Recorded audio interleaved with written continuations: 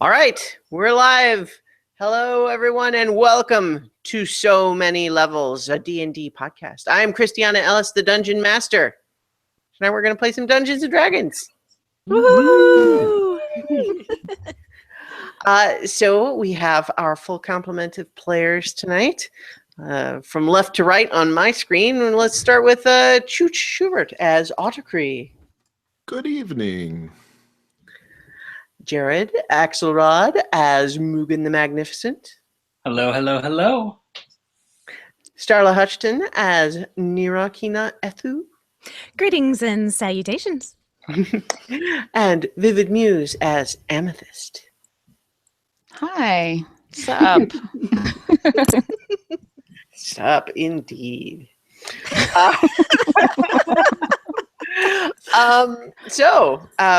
We're on a different night this week, but I think it seems like everybody is excited to maybe finally get to Villanocta. Yay! On the menu for tonight's session. Oh, yeah. The fabled city that we've been trying to get to for over 100 years. Yeah. Yeah, we should have taken an Uber, guys. We really should. Spring for an Uber. Yeah. So last time, you guys continued on your journey. You met a couple of fellow travelers who are headed the other way, and they gave you guys some, inside info on what you might find, at least on the outskirts of Villanocta. And then you fought some fungus guys and found some magic leather armor. Oh, yeah. Amethyst, we got you some armor. You got me some armor We got you off a some dead armor. guy. And Thanks. it's magic armor, though. You won't even know. Well, It's magic dead guy armor. Thanks, guys. technically, No, but Amethyst seriously. was right there when it was obtained. Yeah. So. I know. I was a part of it. I put it on willingly. I heard. I'm really excited because I was told by our extraplanar god that it is magically scent free, no dead guy smell or cooties or anything like that, and it auto tailors, which thrills me. Oh, that's just- nice. That's nice. But I'm also Mhm. usually even have to more- pay extra for the auto tailor. I really thought I would, but I also have to say how goddamn excited I am at the commissioned artwork from Sweet Starla Hutchton. We'll still have From it her here. sweet daughter. Oh, I just love it so much. I made it my cover photo. I just died. I'm gonna have to send it to you or something so that When you said commissioned, I went, oh, and when you said when I saw who, I was like, oh, Nacho. One of the kids, I literally have to say, that is Nacho Kid. Stop. Oh, so sweet. I just love it so much. So thank you for that, Starla. Oh, you're welcome. And thank Miss Herself too, please, because I just love it and I want it. I already have it printed here and on my Facebook. Amazing. But I also did want to kind of, just because I'm not as good at explaining who Amethyst is and her character and stuff. I obviously I cheated by saying she has amnesia. I'm not a creative writer like you lot. And so I did a little cheat, but I also, I kind of made it so it ended up being somebody that, because I have to miss the show from time to time from health stuff. Luckily, she's something that seems to be pretty easy to drive when I'm not there. But I do want to point out one little thing. Because when I watched it yesterday, I took some notes because I fucking loved it. You guys were amazing again. But there was this one point where I was looking for dinner for you guys, and there was a deer and a thing that I didn't know. And you guys are, forget the thing. And so my notes go, what was the thing? It was the Will we fungus get to guys. see it again? Yeah, And and then the fungus guys but this is- ultimately was what that thing. No, was. I know. But as it's happening, I just want you to see how this is. It's like, what was the thing? Will we get to see it again? Where, ha, ha, ha, you're making them find the thing anyways. And then something I don't remember, but something about, I am disappointed about the thing. And then they got to the thing. Right. Okay. And So just you would have been and more. so they got to the interested thing. to go after that first. I just want to warn you guys that this druid wants to seek all the things in nature she doesn't know. Just like if you had taken a book in front of Nira, if I had taken a book and thrown it in the lake, That's how that felt. Please don't. Let me chase the wild things. And also, I would have grabbed Mugen and we would have run off after it the first time I sensed it. So I hope that Chooch and Starla will be ready for that possibility. I hope Mugen Mugen in the is ready for kitchen. that possibility. Good to Well, know. after this last episode and him getting stuck in the kitchen, believe me, we're gonna. Hey, Jared, What is watch me this to give you a little side stuck? wink, and we'll just run off Stuck? after the thing. Chose They want to cook dinner. the They want a meal. nap. They want to get to town. We'll go chase the thing. But it was really fun to listen to. You guys really enjoyed it. I don't even care when I'm on. I watch it as if I have as much fun as if I am. So, Well, cheers to you. I'm glad, but we're certainly glad to have you with us tonight. You know, we Yes. need all of these little insights. Whinings. So one of the things we were talking about briefly before we started the broadcast was just we're going to be beginning in the morning, and so all three of you who can cast spells, your spells are the nature of your class is that you can choose which spells you have prepared after a long rest, and so I was just mentioning that you should go ahead and do that. You know, you're going to get to the city today unless you guys turn around and do something weird because you're close. But prepare those spells. And I'm just bringing that up because, like, for example, 2 episodes ago, there was just the discussion where we had kind of skipped past that part, and then we had to decide later what they would have selected, for example. Yeah, you made me But- justify my choice. Yeah, although you had a perfectly good justification. I right, thought. right. So, yeah, but so Viv, I think that had sparked a question that you had. Yes. And and I don't want to kill a lot of time on it. It's kind of just like a question if somebody wants to send me a message or something and answer whatever, in addition to whatever you guys think. We had played a game with some local friends a couple weeks ago, and I asked them, and I either didn't ask the question well or they didn't really have advice to give me. So tell me if you don't understand what I'm asking. So the way I've been trying to have Amethyst's role is I want her to have a couple of utility spells like a heal and, purify food or whatever, but mainly wanted to make sure she was able to really contribute during battles and stuff. And so I've kind of made sure that I always have at least 3 things that can be used for damage. And also a crowd control element is something I always go for, like entangle or whatever. But what I'm finding is, and I know that if I go back and look, it won't be 100%, but it seems like I'm not really feeling useful in a battle, once we roll for initiative until I'm in my wild shape. So I was contemplating getting rid of almost all the damage spells and just focusing on like utility, like because Animal Messenger is the spell that you used to get us a message that one time. And Yes. it's something that I've wanted to use, and it's something that I'd like to add because we seem to be splitting off a little bit here and there. And so I was wondering what you guys think, because you're the ones I play this character with. If you have an opinion, if you think one way or the other that I should keep working on the spell stuff and try to find some that work, because sometimes I know it's all chance and stuff and rolling the dice, but it just doesn't seem like it's a big enough impact in battle until I go wild shape. Well, so tactical decisions over what spells you should choose is not something I'm going to help you with. That's No, something you guys absolutely. can decide as a party. But what I will say is You're right. that I think some of what you're sensing is actually just dice rolls. When you tried a certain spell, you just happened to roll low that time. And it's not that it's a bad spell, you just happened to miss that time. But it's also, you shouldn't diminish the fact that, like, as a Circle of the Moon druid, your wild shape is the cool thing that your class can do. Yeah. So, like, you shouldn't feel bad that, like, you don't feel effective unless you're doing that. It's like, well, because that's your special thing. Okay. That's the thing that you can do that nobody else can do. Especially Okay. at these levels. That's Yeah. that's a really good point. I've been really trying to balance the Mhm. spells and the wild shape, and it just, Mhm. but that's, yeah, okay. I need to So- embrace my wild shape. My advice is to do what seems fun. Like so, Okay. but from a party perspective, because you are able to choose which spells you prepare, it's feasible or reasonable that you guys could actually have a discussion about what spells would be good to pick. Yeah.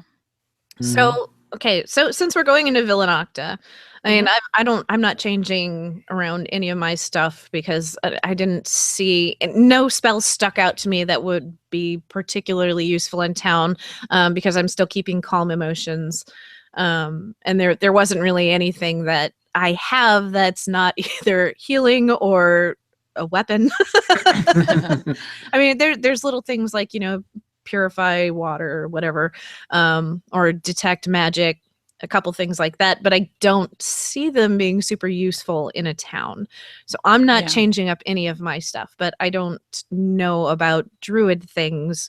But I do agree that your wild shape is the most, like, that's the cool thing that you do in battle that makes you kick ass. So keep doing that. Yeah.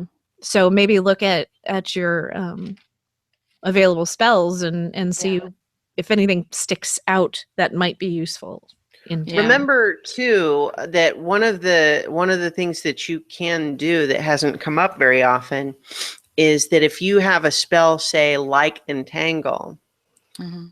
that requires concentration, you can cast that spell and then turn in your wild shape, and it does stay. Yeah, I was reading up on that today to make sure I understood that, and that is really cool. That's probably going to have me take Entangle back again now that because I dropped it because I wanted to play with new spells. Well, and that's There's nothing wrong with totally that. legit, is to try Yeah. out all the different options. Well, then, as we play tonight, I may actually tweak my spell list a little bit for when we get to town. Well, I think what might she's need to- saying is that you have to do that now before we Yeah. get started. Yeah, so that's I'm Okay, saying then is I'll go keep the ahead. spells I have then. Yeah.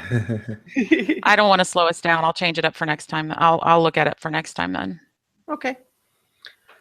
All right. Because I still think I've got good ones and they'll be fun. I Yeah. just Oh, sure.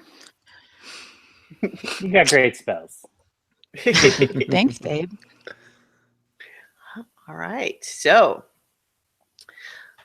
with I think we're just going to begin tonight's session with the sun is rising. You've completed your long rest. You each took your watches, but you are now feeling fully rested and ready to continue on your way.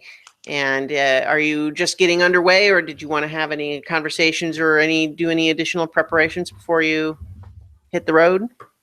Nah, I think. Well, I don't have anything.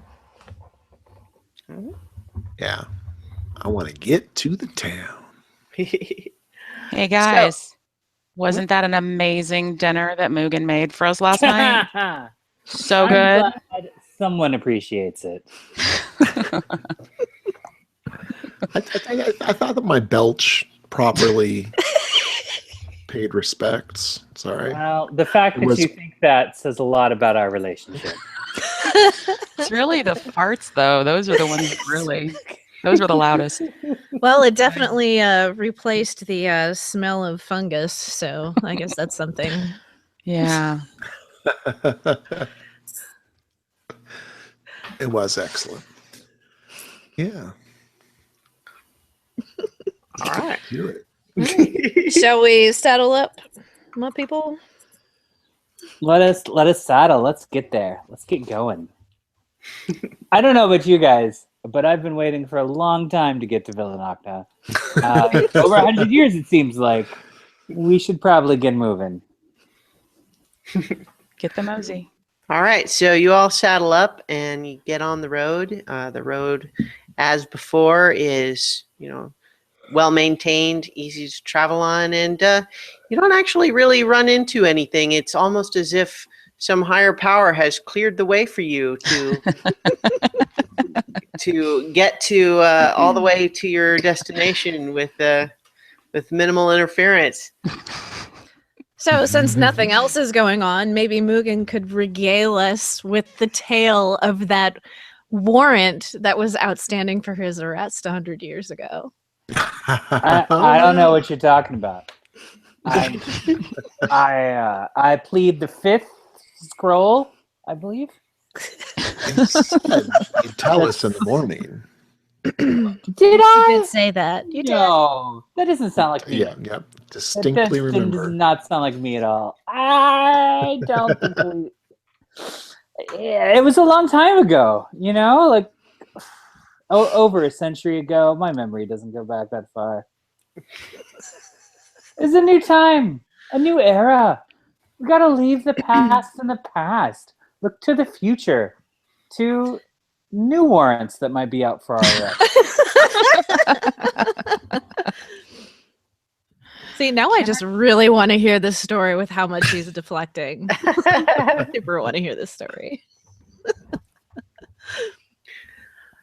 So, as you're making your journey, you do notice that you are continuing towards the mountains. As I mentioned last time, the road has started to curve around a little bit so that you're not heading due north. You're heading kind of more northwest now. You're starting to see like small farmhouses a little bit more frequently now. As you're getting closer to this big city, people are more willing to live outside the city as long as they're close enough that they could get there if they need to.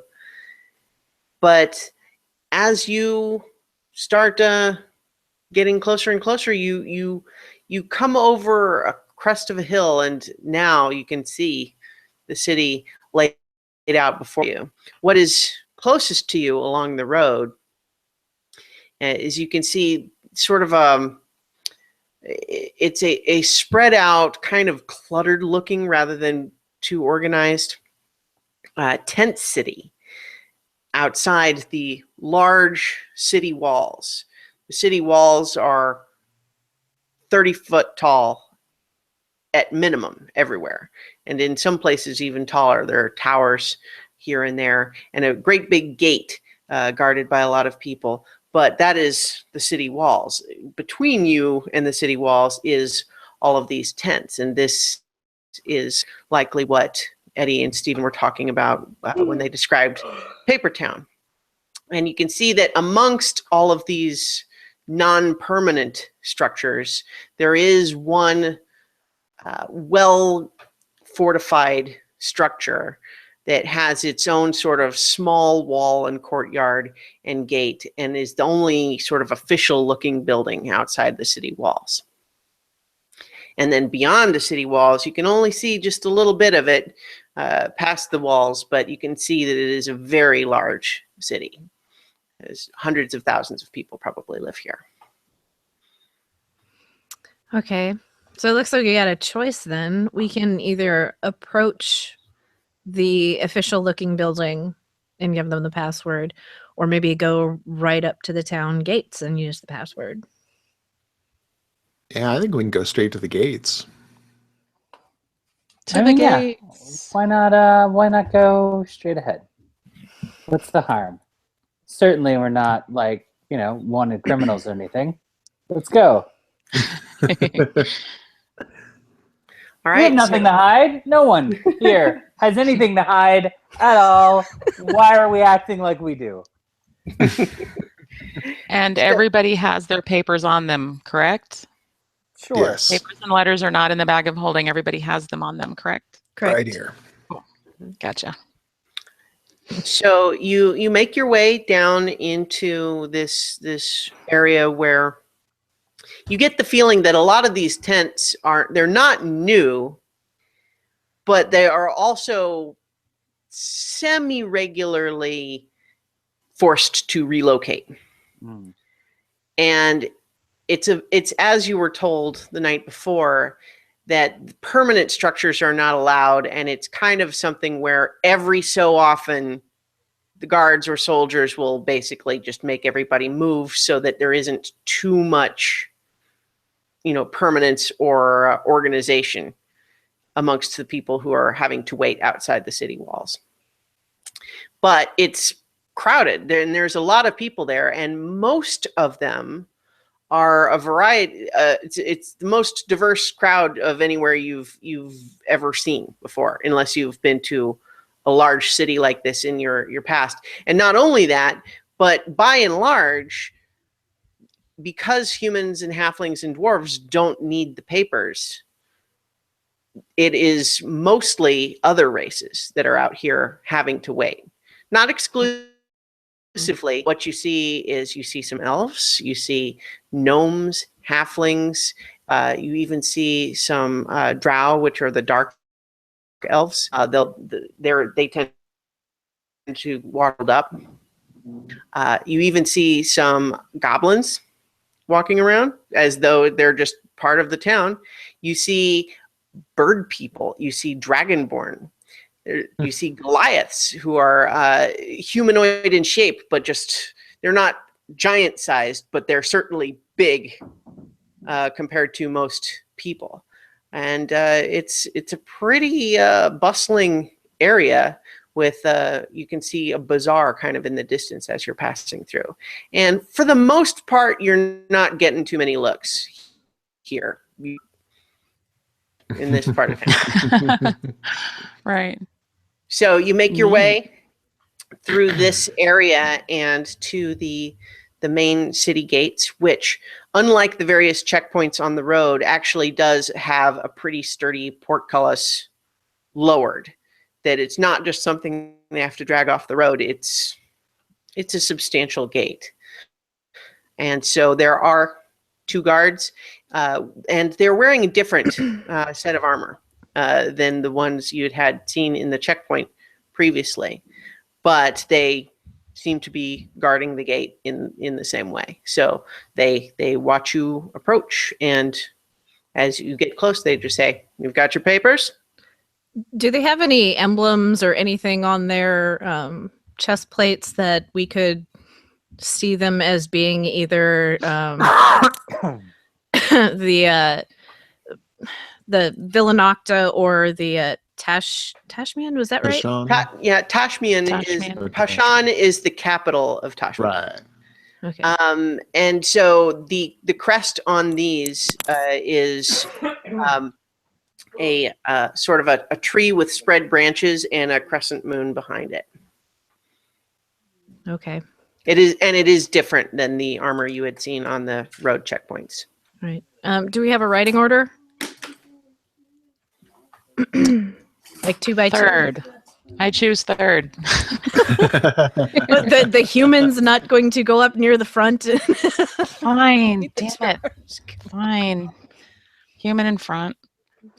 Well, I mean, I think we could go 2 by 2. So Yeah. Mhm. All right. So I'll be front. I can go up I'll be in front. front with. Okay. Okay. So, I mean, unless you guys are trying to make it look like you're not together, they're going to assume that you are. Mm-hmm. mhm. Yeah.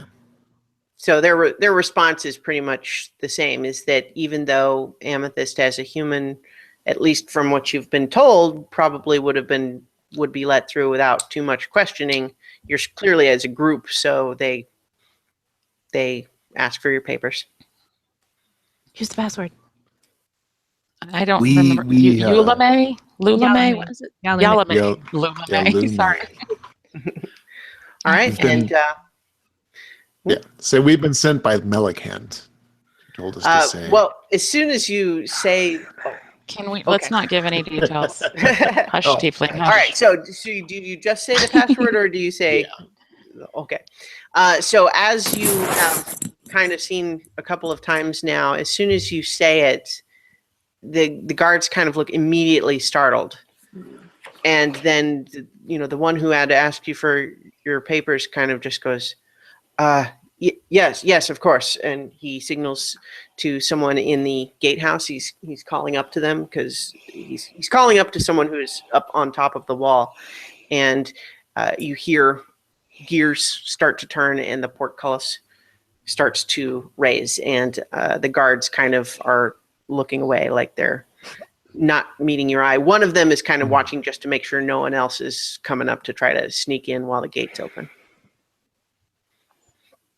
Okay. And so Thank the you. portcullis raises. They don't raise it all the way up. Do They we- kind of get it just high enough for you to go under. Do we Mhm. know where we're supposed to go after this? Like, do we want to ask? I'm pretty sure the I don't think there's going to be a directory to Melicants on the wall. Well, so as you Yeah, I as you guess pass so. through the gates, what you see on the other side is that it's instantly much more what you would expect from a city, in the sense that there's, stone and wood, houses, shops, of variety, and lots of twisting alleys and labyrinthine roads all over. And you can kind of see the path that you're on now kind of continues straight for a while. And you can actually see, sort of in the distance, that there seems to be what looks like a bridge, but you can't really see anything else about it from where you are. But as you're entering and as they're lowering the portcullis behind you, another set of guards, there's 4 of them, all human, were kind of waiting near a building just inside. And as they watch you come through, they look like they had been at ease waiting perhaps for you, because now that they see you, they're heading your direction. All right. Should we walk up to stay meet on? him. Should we stay on the horses, or are we dismounting? Oh, Definitely stay on the horses. Don't give up the high ground. I actually agree with that. So I'll sit tight and wait Okay. to be approached. Okay. They do approach, and they kind of look at you and they just say, "Are you, them?" Yes, we are definitely them. That's a thing, right? When It's on someone who's asks if you're asking. them, you say yes. no, if someone I'm asks in. if you're a god, you say yes. I always get those confused. It's like, but they kind of are wanting more kind of specific confirmation. It's like, Are you looking? what, right? Are you're looking for Yalume? Is that what you are looking for? Yes, thank you. Come with us. And they kind of, the one who talked to you sets off down the road that you can see. The others seem to wait. They're going to follow behind. All right. I'll So go are ahead we- and dismount and walk Yeah, behind the lead guy. it doesn't make much sense to. Getting a little saddle sore. Yeah, stretch my Fine. legs a little bit. I told you not to give up the high ground. This bites us in the butt later. You're high ground. Nobody's stopping you. Right. So as you're making your way in, closer to what this bridge that you saw, you see that it is a bridge, and it's actually lined. It's a wide enough bridge that it's lined with additional shops and houses on it. Within the walls,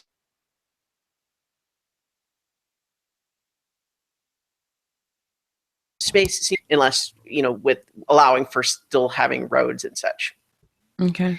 And the road, or the bridge, is leading over a river that runs through the city. And you see that there is actually an island in the middle of the river, which is very wide at this point.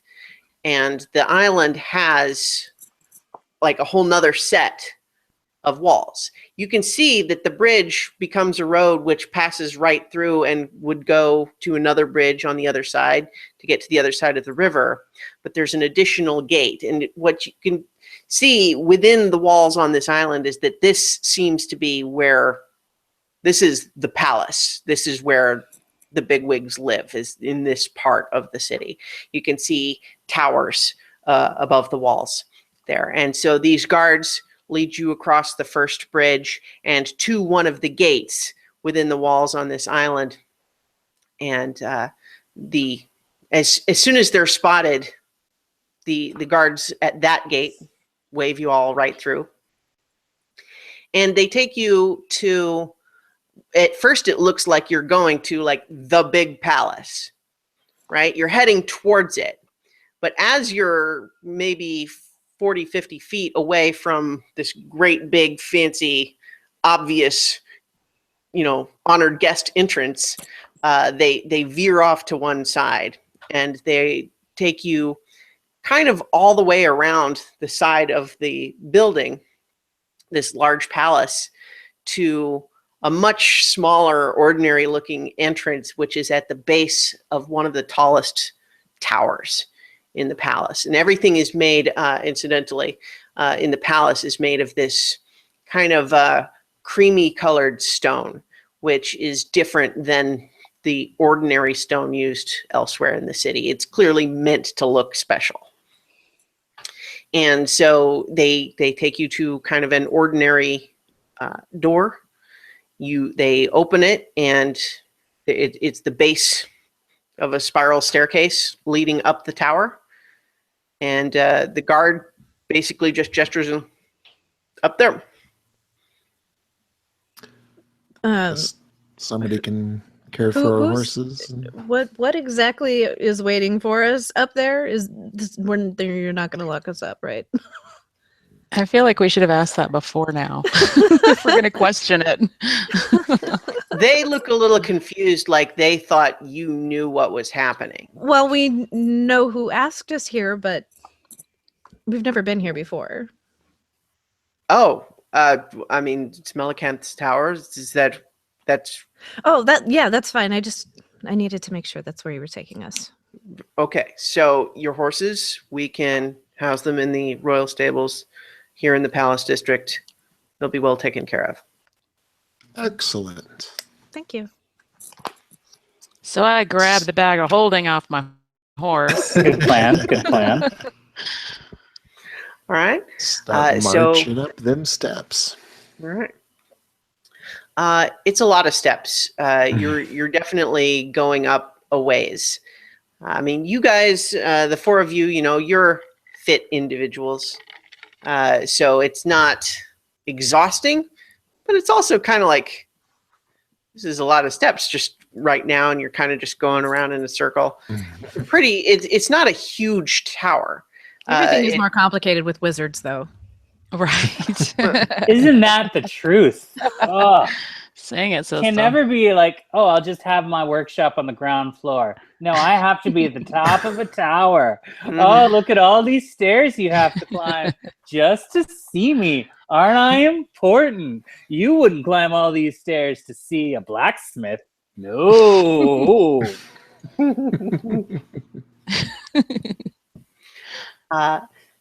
That was totally in character, by the way. Mugen says. I believe it. Hang on, sorry, I'm needing to pull up an additional note here. Excuse me.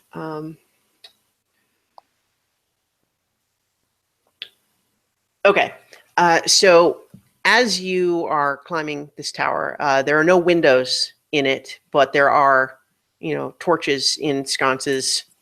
No, not torches. Sorry, just like oil lamps that are, keep the stairs well lit. And as you make your way up, it's a little drafty just because it's kind of bare stone. There's not really any ornamentation here. But as you get to the top of the staircase, there is a door that at first glance is kind of just an ordinary door, but it seems almost a little bit shiny. Like it's just like it's like a polished wood. What are you okay. saying? I'm trying So- to clarify. Is it luminescent? Kind of shiny. What it looks like is if you imagine like a very highly polished, varnished piece of wood, the way it would be like sort of shine in direct sunlight, it looks like that, except that there's no direct sunlight. It seems like it is reflecting light that isn't coming from anywhere. Okay. Oh, look at me. I'm a wizard. I can't have a regular door. I have to have a super shiny door because otherwise, how would you know I was magic? Oh. So, Well- I mean, we know that she's going to have magic stuff. Do we want to do anything on it and make sure it doesn't have anything nefarious, or do we No, just stroll in? Well, we should either knock or try the password Mm, if it's worded. there you go. No, I'll go up and knock. I speak to the trees. You speak to the door.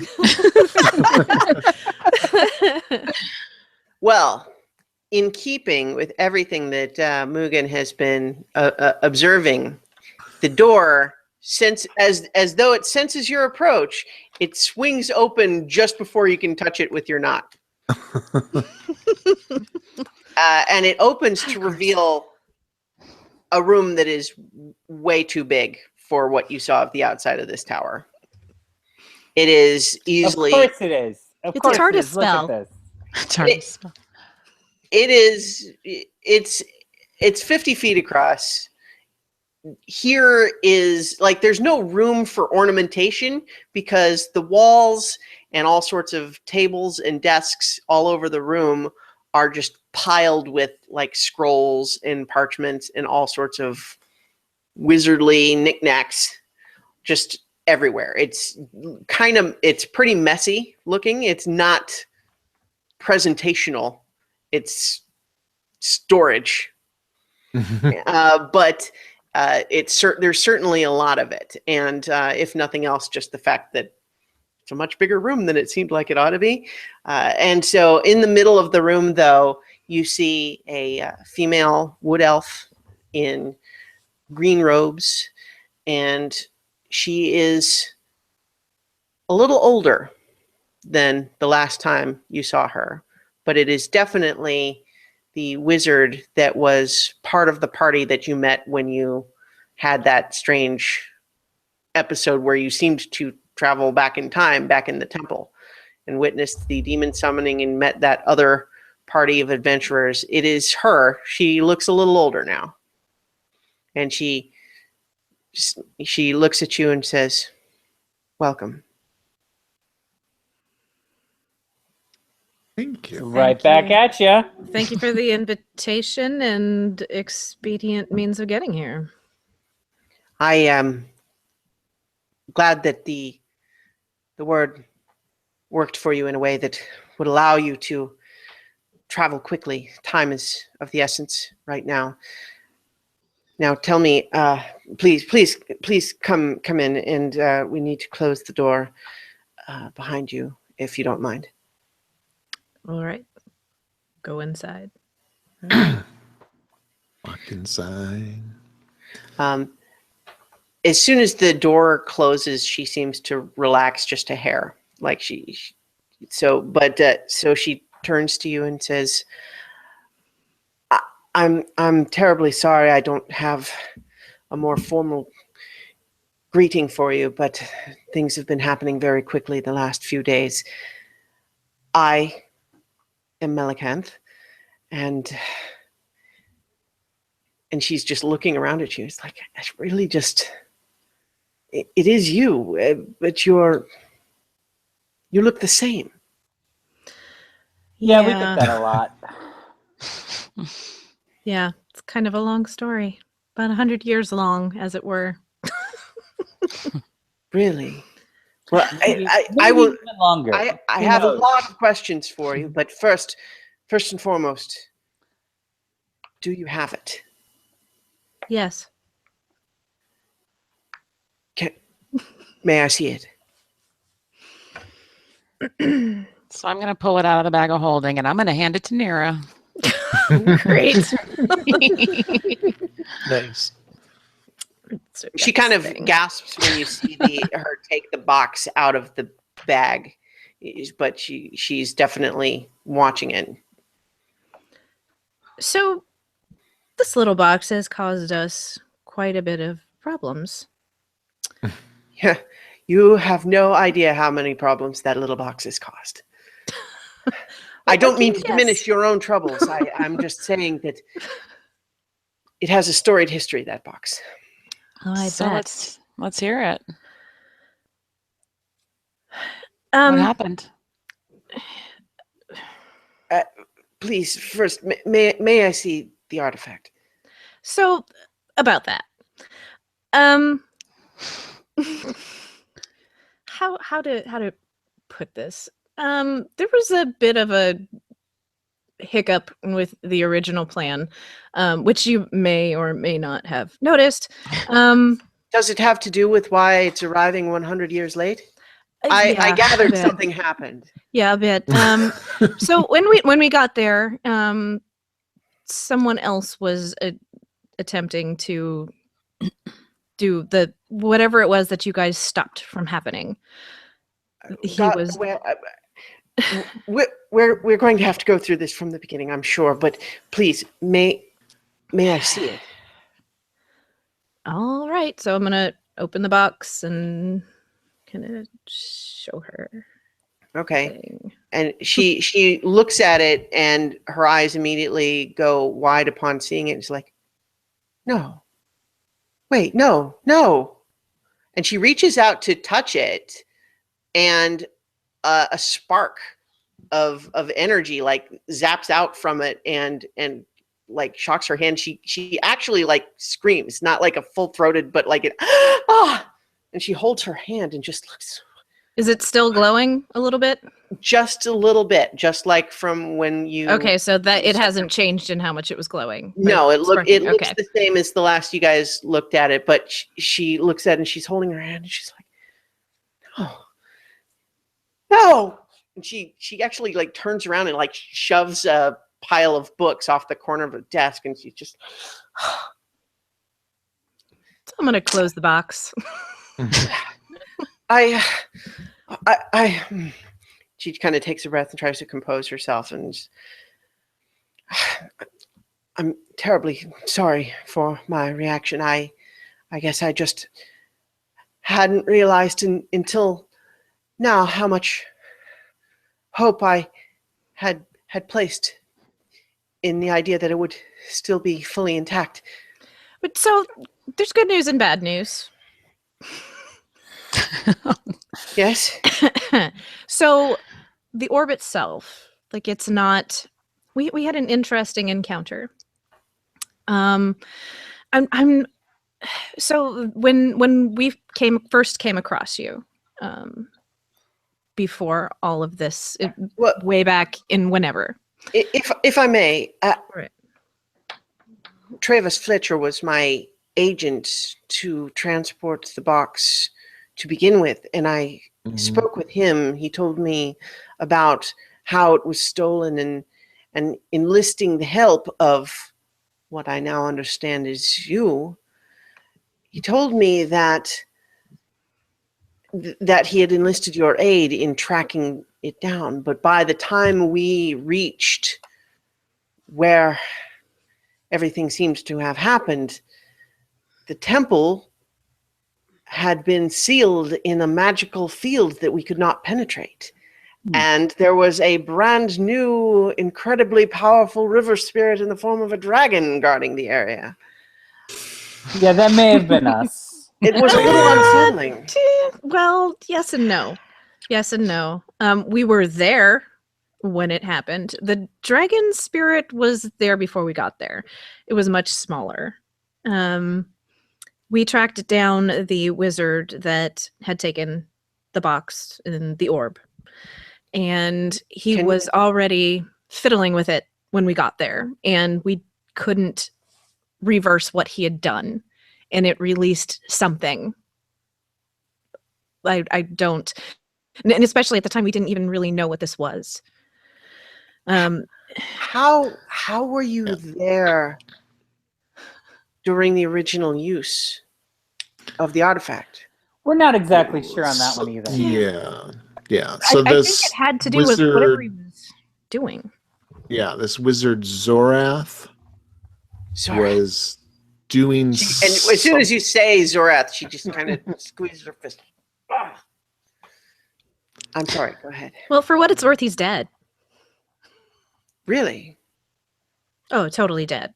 Very much dead. I mean, we thought you might have noticed that he hasn't been around for 100 years or so. Or maybe he has been. We're a little out of touch. No, It he was happened so definitely dead. fast. Definitely dead. Yeah. So he was doing something with the stolen moment, and we tried to get it from him, and there was a lot of fighting, and then there was this explosion, Yes, Whatever- and then yeah. we saw you in the past. Whatever it was that he was trying to do, he didn't finish doing, and I think that our disruption in his workings caused the release of all of this energy, and things are broken, and it's just it's a mess. It's a mess. It's so much. yes. And it's 100 years in the future too. That part. That's why we look so young.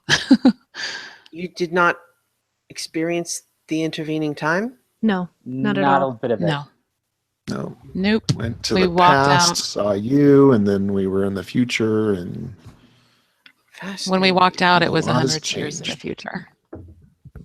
Well, I believe that I can explain some of what you may have seen. Oh, good. The nature of the artifact. Have you gleaned any insight to its nature through your own experiences? I'm trying to decide if I need to start from the beginning. It's a long it story. did shock us. Sitzlebeck filled us We in on had- a bit. The dragon. And then we had another little experience when we were in Durania too with it. in Right, Durania. but well, what Sitzlebeck told us, what is that? It was called the stolen moment, and essentially what you did was seal away an event within this orb, and Zorath was trying to release that again, and Sitzlebeck knew of the stolen moment? isn't that right? Isn't that what he told us? I don't remember. Or he It's told been us a about while. it. Zorath told us about it, but Zorath, yeah, he Zorath told us was not working with Zorath, but they were in the temple together, and then. Zorath had kind of entrapped him. yeah. That sounds like you have a long story of your own. Oh Lord. The at least the highlights here.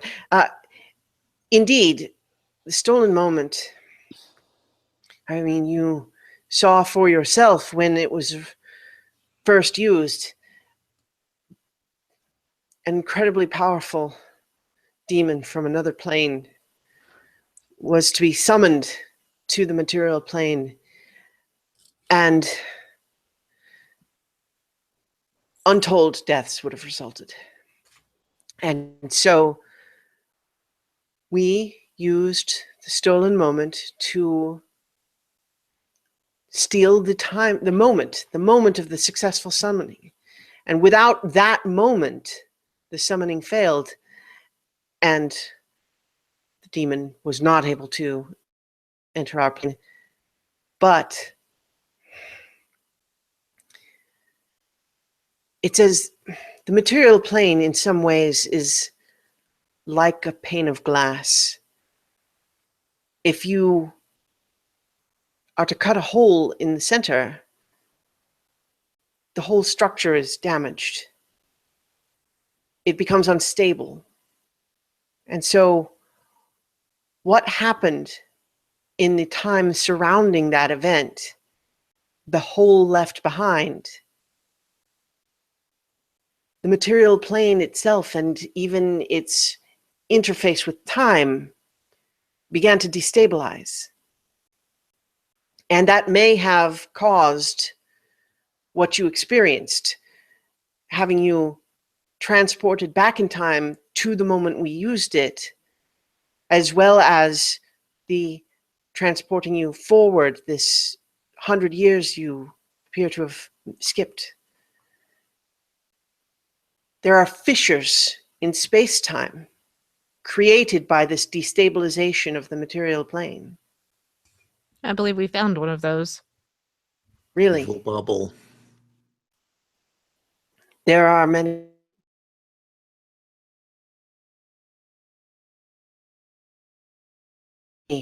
that the stolen moment would be the key to repairing them. But Well, it is. We fixed one of them. Really? When Amethyst mentioned Urania, Yes. there was an incident where they were building a mill, and okay, long story short, there were some demons, there were some spirits. We fought them, we got rid of them, and then it was left with this crack. Yes, the fissures. Yes, and somehow the stolen moment was able to collect that, Really? Seal it. which I think is maybe what you were sensing when you touched it just now. What? How were you able to touch it?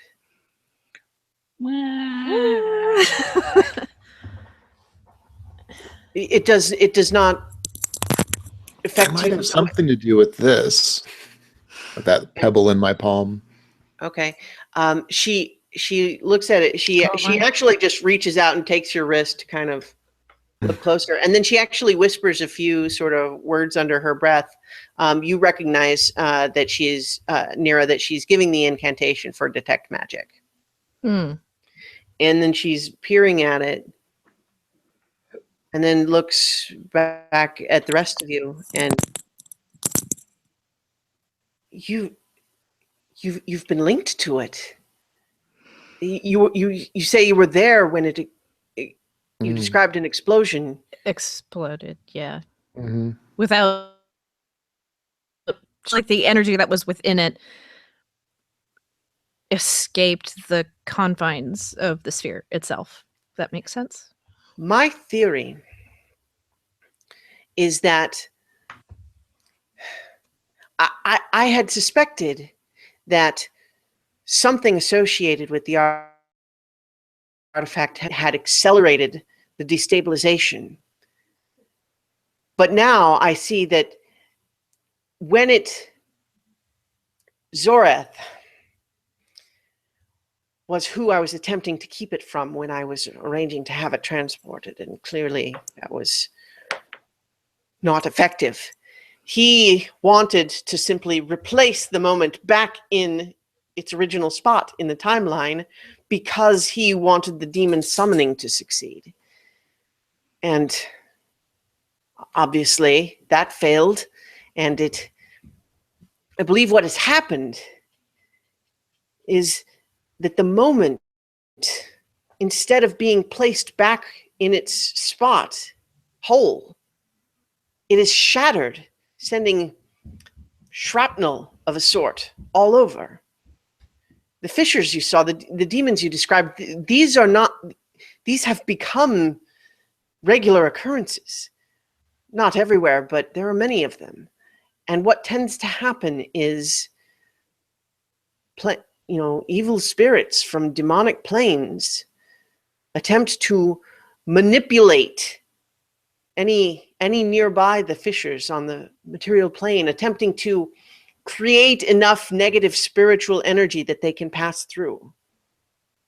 That was sort of what happened in Durania.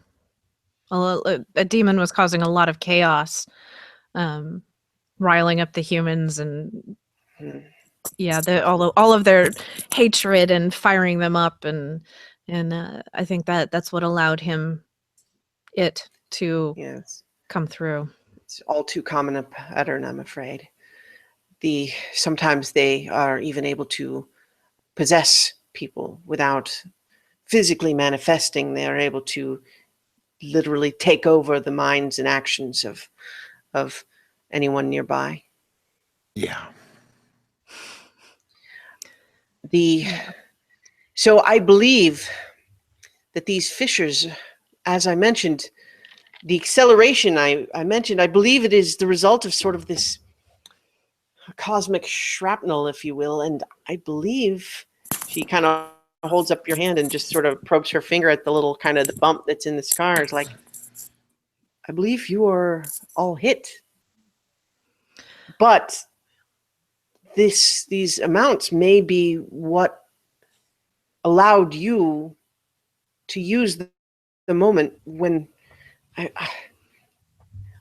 don't know how obvious it was to you, but I could not touch that again.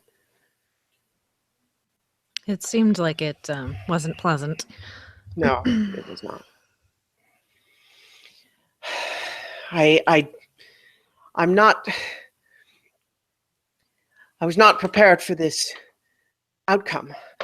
I'd hoped to be able to use it myself to try to repair some of the damage, but it is not what I expected. I'm going to have to study it.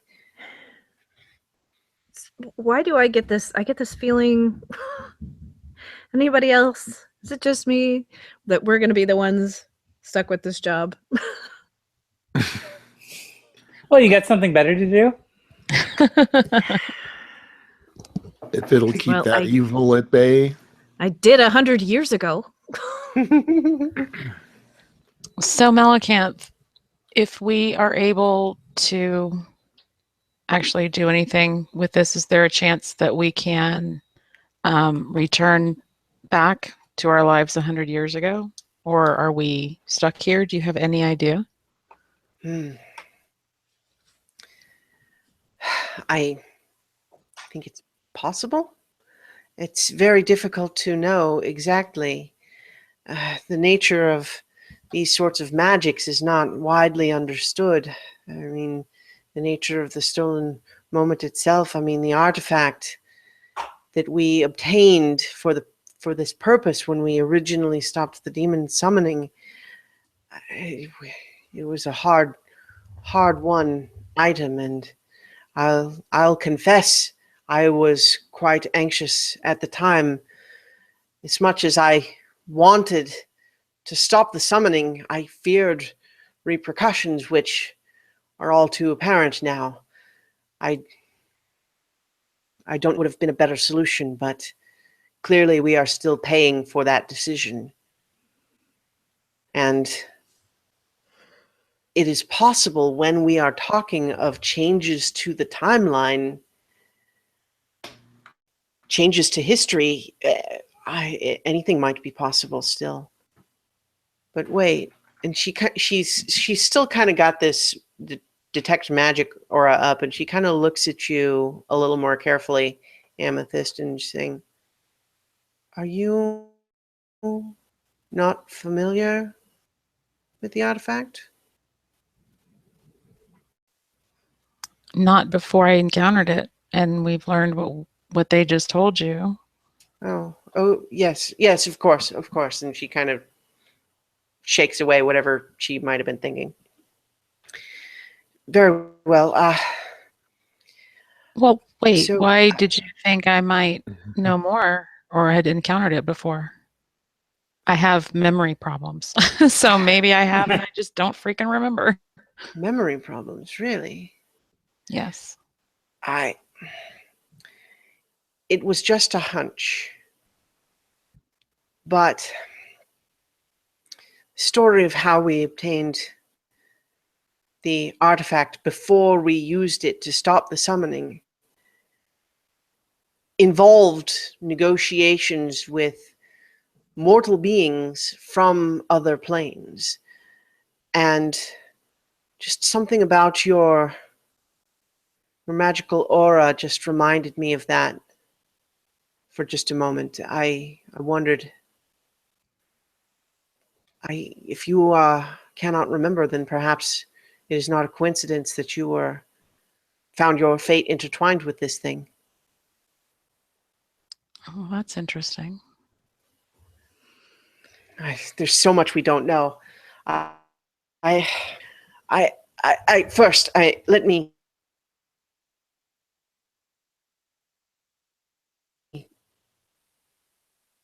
I've involved any of you by design. I had hoped to take on this burden myself. Perhaps I still can, but I'm going to need to study the artifact. It may not be a quick answer. How? Oh, how I much? don't know the answer to that. I will have to study. I will have to. I have some rituals I can do. I have some ability to contact some other planes, and I can do some additional research with Logos in the Great Library, and perhaps we can find a way to sever this connection that currently binds you to the stolen moment. So here's the thing. Being gone 100 years, things have changed a lot. Yes, I can only imagine. Specifically, the travel restrictions Yes. have been a bit disconcerting. Mhm. We've gotten by, but if there was anything that you could do to make that a bit smoother for us. Oh, yes, of course. I imagine you do not have travel papers of your own. I suspected as much, and that's why Well, I we had sent you the papers, password. but Well, we can Never certainly. tell somebody you have fake papers. I think she Look. probably knows. It's a matter of critical importance to the entire material plane that you get that artifact to me. I'm not worried about what you might have done on the way, especially if it was in the service of getting that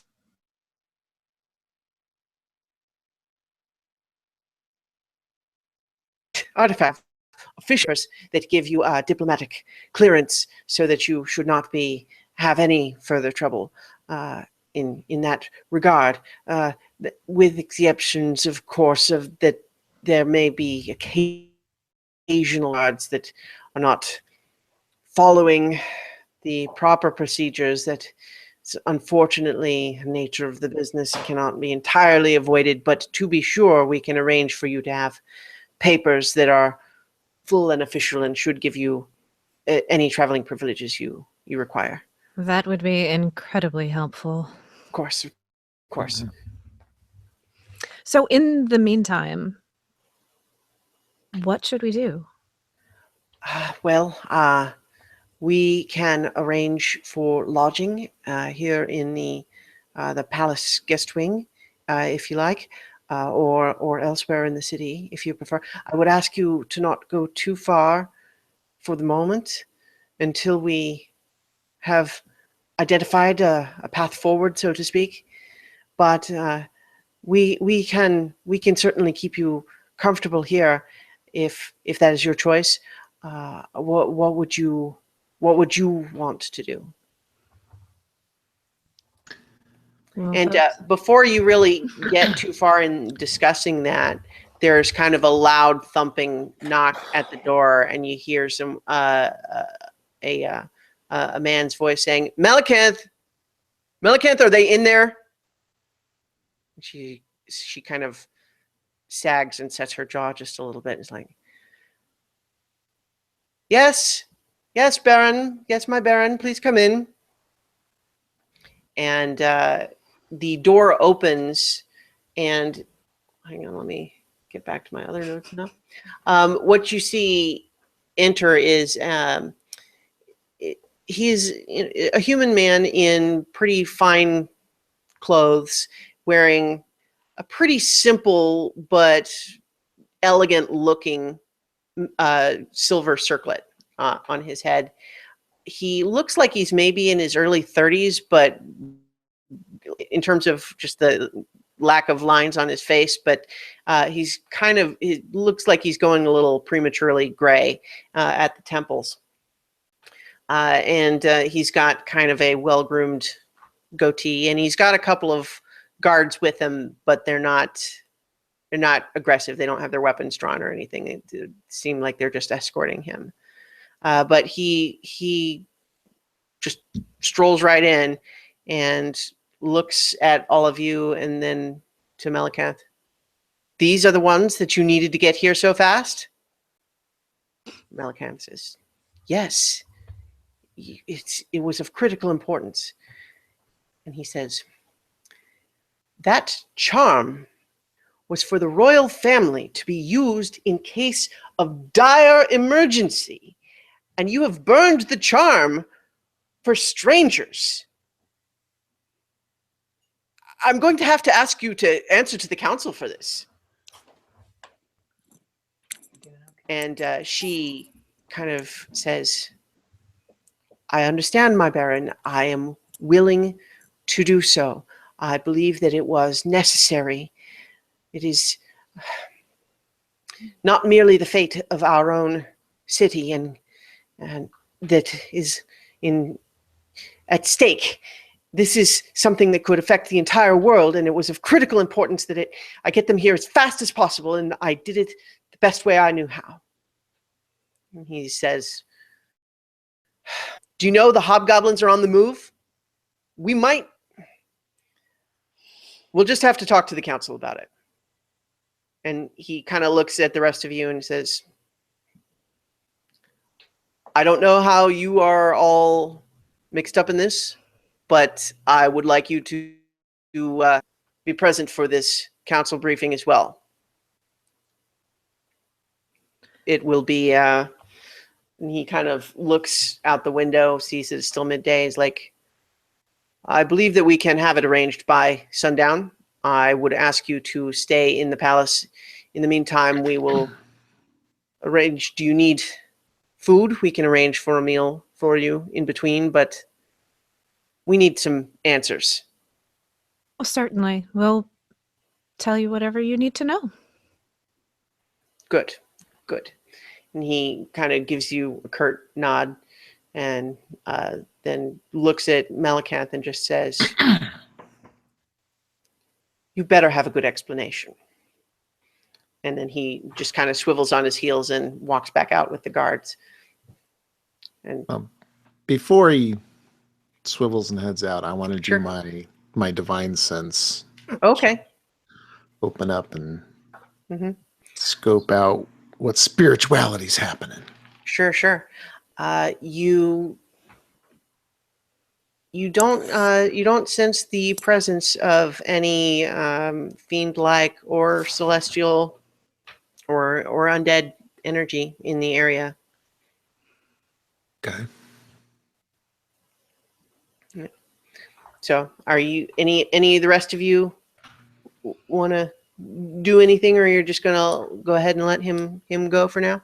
He's on his way now out. He seems to think that this discussion is concluded. Well, I'm good. Oh man.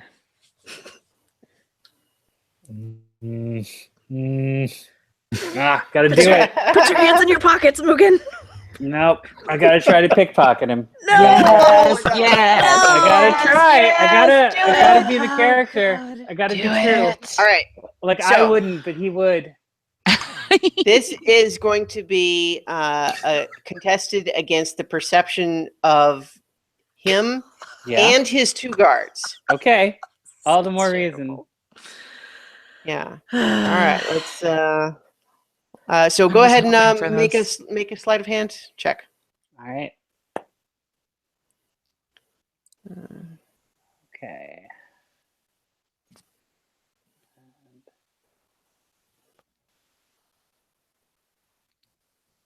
So that's a 27. Wow. Okay. 27. Holy crap. All right. I have a plus 10. It's Yeah. my that's thing. a high roll on top of. Well, yeah, it was a 17. It's my Yeah. thing. I feel like I don't even have to roll the contested rolls because they can't get a 27. They could roll a 20 and not get 27. God. Let me just That's our Mugen. let me just roll for Malakanth too. Because she at least could possibly get 27, but does not. All right. Okay. So let's.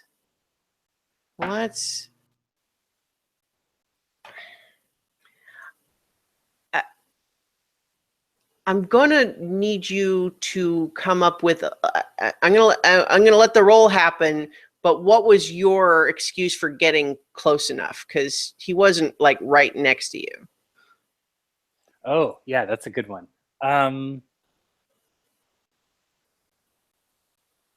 Oh, well, obviously, I'm going to go up to him and say, wait, before you go,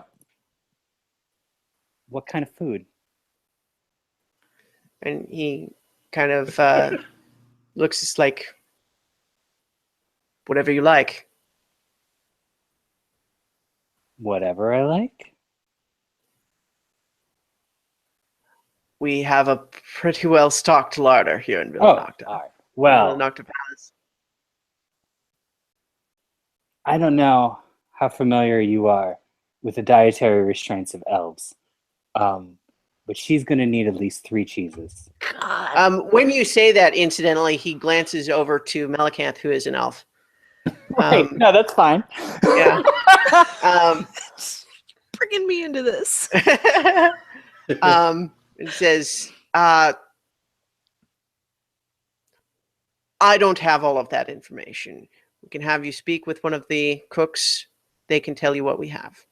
But Fair we enough. have Fair quite enough. a variety. I'll give him a talking to, and then I pat him on the back, and that's when I pick his pocket. All right. He kind of he gives you like a look like that was weird, but okay. So he the guards kind of gave you a little bit of a side eye too, but their attempt to see if you were doing anything suspicious failed. So Magic hands. yeah, shoot. Now I have to like, what would he have in his pocket? Did he have keys? Yeah. Did he have keys? Here's what I'm looking for. I'll make it easy for you. Keys, paper, money. He has. What you get is a little bit. It's a little pouch, not just like a simple like sack style pouch, but Mhm. like folded like a wallet. Okay. And Excellent. that's what. No, this that's is good. what you get. Yeah. And so when you bring it out, so I mean, are you examining it now? Not in front of everybody. right? No, Yeah, I'm stashing that. Okay, so yeah, you We got can like talk a about little what's in sort it of later. folded leather wallet pouch thing. Is what you got. All right. Terrible. Incorrigible. All right. So, as this guy and his guards leave, Melicanth kind of just watches them go and watches the door close and just, my apologies for that. It is yet another example of making a decision that was the best that could be made at the time and nonetheless having to pay the consequences. Well, we all make hard decisions, and he seems like a jerk. Well, it's all relative. He's not a bad sort, really. He has Seems like it some could be grounds. He has some grounds for complaint. As he said, the password that I gave you was actually not just an ordinary word. It was a magical charm that was at great cost, surreptitiously embedded in the various guardhouses used by the Tashmians, and it is intended to allow the rapid escape and travel of the Villanocta royal family should they need to do so in secret. And they are one-time use. And so everywhere that you used the password will have to either be re-enchanted or it will not work in the future. Well, I mean, that's only what? 3 1, places? 2, 3, 4? 4. Or Wait, is are you that counting the here? main gate? Yeah, the main gate here. Sure. And there was one checkpoint between here and Durania. There was Durania where it did not work because, demons. And at least one before that. Well, I would imagine, yes. I know the checkpoints you mean. If you traveled by the road, the Stars Path from the temple, I'm familiar with the route that you took, provided you stayed on the road. We did. Once we had Yes. the password, yeah, straight on the road. Yes. Well, yeah, we wanted to have a safe trip. Understood. The gate here in the city is not a problem. We control that. I don't know how much you've been told of the history since you last knew it. No, very little. A bit. There was a priest at New Crossing that kind of gave us an overview, but Hmm. Well, current political status, so to speak, then, is that Villanocta is allowed autonomous rule within our walls, while the surrounding territory is still considered part of the Tashmian Empire. So the guards at our city gate are ours, easy enough to re-enchant, but the enchantment of Tashmian-controlled checkpoints is more delicate, as you may imagine.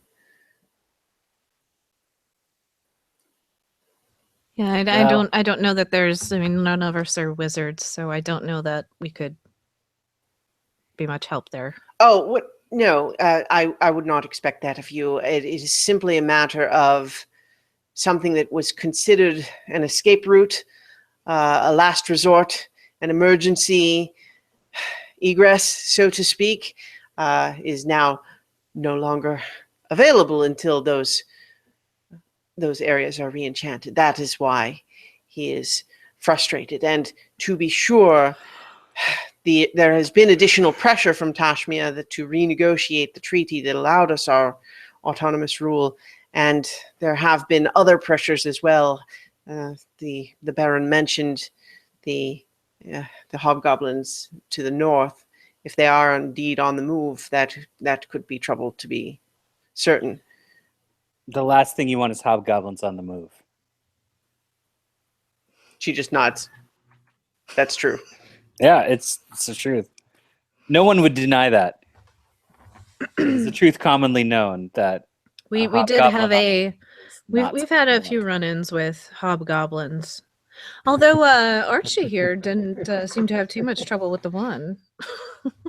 That was fun. The shrieking females were another story entirely. Ugh. Oh, did they send the shadows after you? Is that what they're called? The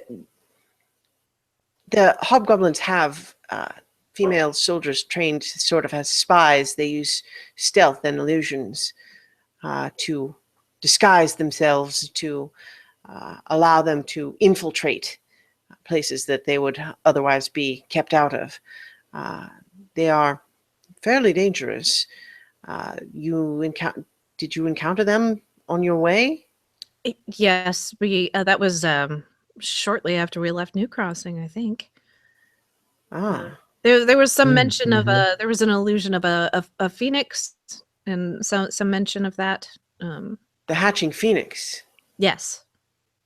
That is it's a hobgoblin warlock that leads the hobgoblin army.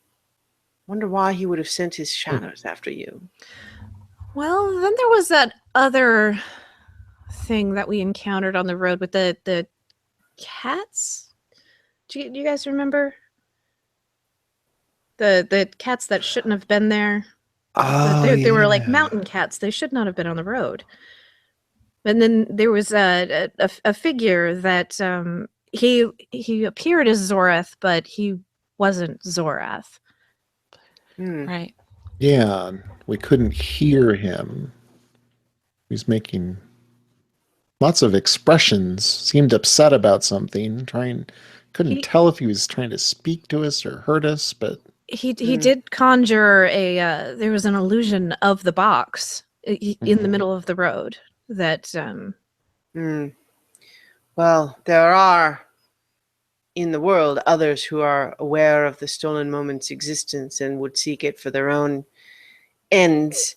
I am not certain who this would be, but it is unsettling that they would know of Zorath and what the box looks like. Perhaps it is one of his allies.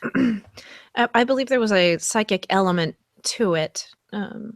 There was a presence in my mind um, at the end of that battle, looking for something.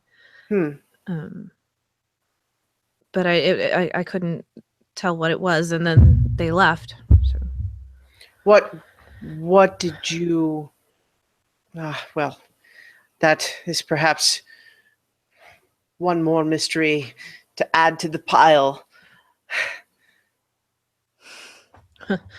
Yes, and aren't there so many? Indeed. So, uh, the council that the Baron mentioned. Oh goodness, you don't even know the Baron. Is that it's Baron Gareth? Uh, let's see. You Is he a direct descendant of the Tashmian king and queen of some sort, or a family relation? Oh, yes. He's the great grandson of King Dominic and Queen Talia. Who would have been. And she kind of actually gets sort of a pained look in her face when she says their names, which is kind of.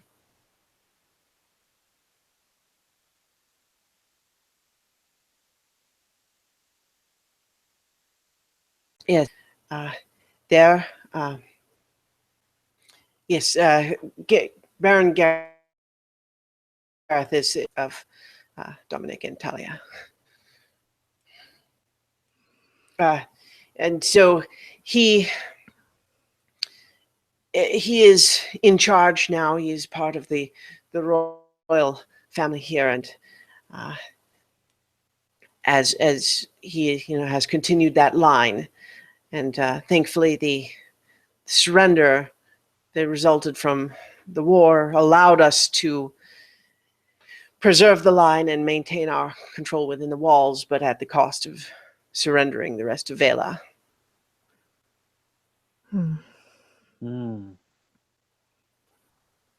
There is so much. I mean, there's literally 100 years of history that we don't. Yes. I don't suppose you have any history books laying around that I could just sort of brush up. Well, she kind of looks around the room, and there's like piles and scrolls and parchments everywhere, and she kind of looks and says, I don't think that I would have the best text for you, but the Villanocta library has many such texts.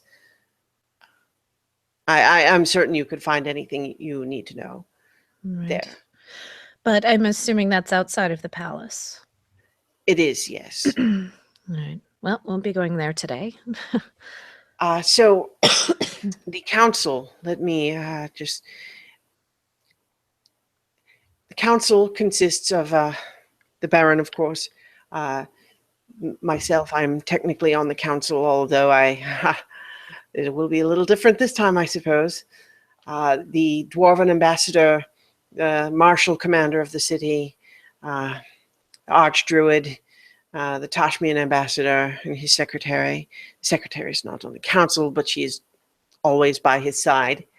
And, of course, Teg. Teg is the Baron's friend since childhood and tags along. He's worthless. Human or he's half elf, which that is not my problem with him. My problem with him is that he has no business being there, and yet he always seems to have his finger in a little bit of everything. It's very irritating. What about the Archdruid? Archdruid Evergreen. He may or may not be present. Technically, he's on the council, but typically does not attend meetings unless he feels there's some pressing business for. Well, we have a druid amongst us, so it could potentially concern him. Well, I mean, I don't know whether he's planning to attend or not. The Baron is going to alert him of a meeting. I don't know if he will attend or not. Should I? Do you wish me to send for him independently? If you Amethyst? if you think that I would certainly like to have the archdruid present if possible, as long as you think that that is a positive person to have with us, not knowing the current politics and Yes. such. I don't want to just, Well, cause first, bigger problem. first, let me set your minds at ease, at least that I will ensure that they all know it was my choice to give you the password and that you did not know how it was being used or the longer term effect that it would have. I will take full responsibility for that decision, and I don't anticipate that you will be any lingering trouble. However, they will understand that my decision was based on the degree of importance I felt in bringing you here, and they will want to know about that. I understand. And I do appreciate, you clarifying that. I'm less concerned personally about blame for using the enchantment. I'm more concerned about, correcting the wrong that we've got here that we're trying to figure out, Yes. Well, to be honest, between those of us who are more in the know, I don't actually anticipate that it would be helpful to overshare with them. I am not asking any of you to be dishonest. Well, that was Or actually my next question. How much should we Exactly. say and how much should we not say? Because we're very comfortable in being dishonest. Well, I wouldn't say that. Ah, come on. Dishonesty want has its to uses. We want to Thank ensure you. we want to ensure that we're able to have a good chance at repairing these fissures and, resulting problems. So Yes. My advice is that you speak when spoken to in the presence of the council and do not volunteer any information that has not been directly asked of you. However, do not hold back if asked a direct question. I don't believe, as based on what our discussion so far, I don't believe that there is any reason you should have to directly keep anything from them, but I don't think it's helpful to fill them in on anything that they don't already want to know about. Are there any enchantments involved? There are certain spells that can conjure an absolute truth when speaking. Is anything like that going to be involved with this? She kind of laughs, is like, well, ordinarily it would be me to cast that spell. Yeah. The Archdruid is the one that, of any, would be the most likely to have an interest and the ability to even comprehend what is being discussed. I believe that he is trustworthy in that matter, but disinterested. He has his own interests and he is fairly devoted to them, and I don't think that he will be especially helpful in this particular quest, but he, of any of the rest of the council, is the one who would at least understand what we are discussing. The problem is not that we should keep anything from the others, from the Baron, the ambassadors.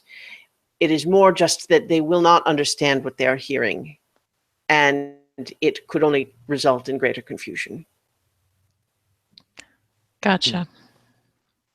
Well, obviously we trust you because, We know you from before, and we believe that you have, better intentions than worse intentions. And so I trust your guidance on all of that. So thank you. Well, where do we say that we're from?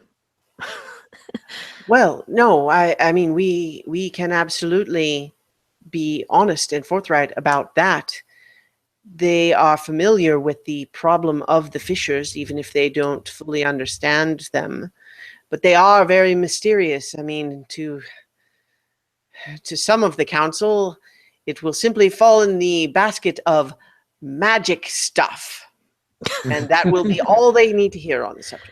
Oh, we have someone Nice. someone with us that kind of has that sort of philosophy about life too. And proud of it, I might add. Well, we all have our specialties. Mm. So, I suppose you have been traveling. Did you want to take up the Baron on his offer of a meal? It is possible that the council session may go late. If you have not eaten yet today, I would suggest that you do so. Probably not a bad idea. Yeah. Yes, meal sounds excellent. All right. Well, I do have a oh, yes, go ahead. where he also, before we get separated from you, he also offered quarters, but I personally would like to stay as close to the stolen moment as possible in case something I'm happens. not letting this go. It's going All right right. back in the bag. All right. I just want to be clear. Wherever we go, I want to be She near it. kind of, since it's like, Well, at least until after the council meeting when things are decided. I just we're connected to it, so we're the ones that can do anything if something happens. So it just makes Right. sense for us to be near it. I guess I understand that. I'm just wary about exposing it to more people. Just puts it at greater risk is my concern. What do you recommend? Well, I designed the box that shields it from magical detection, and even though something must have happened, I can redouble it to some extent. Placing it in a bag of holding, such as you have, does shield it from some types of magic, but I believe that I have many wards and protections here in my chambers. I believe that it would be safest here. Do you have beds here? well, okay, so think about it this way. We're also apparently the only ones that can touch it. Right. Well, That's why I was saying I wanted to stay near it. Well, nobody's going to take it if they can't Right. touch it. Yeah. Unless it's in the box. I had imagined that we would keep it in the box, but here. I will not insist this of you right now. I understand that you've been through a lot to bring it here. So I will not demand it of. We lost 100 years for it. Yes. I want to stay near it.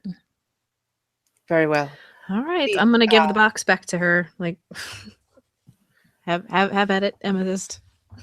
Please then, do keep it hidden in the bag of holding, if you please.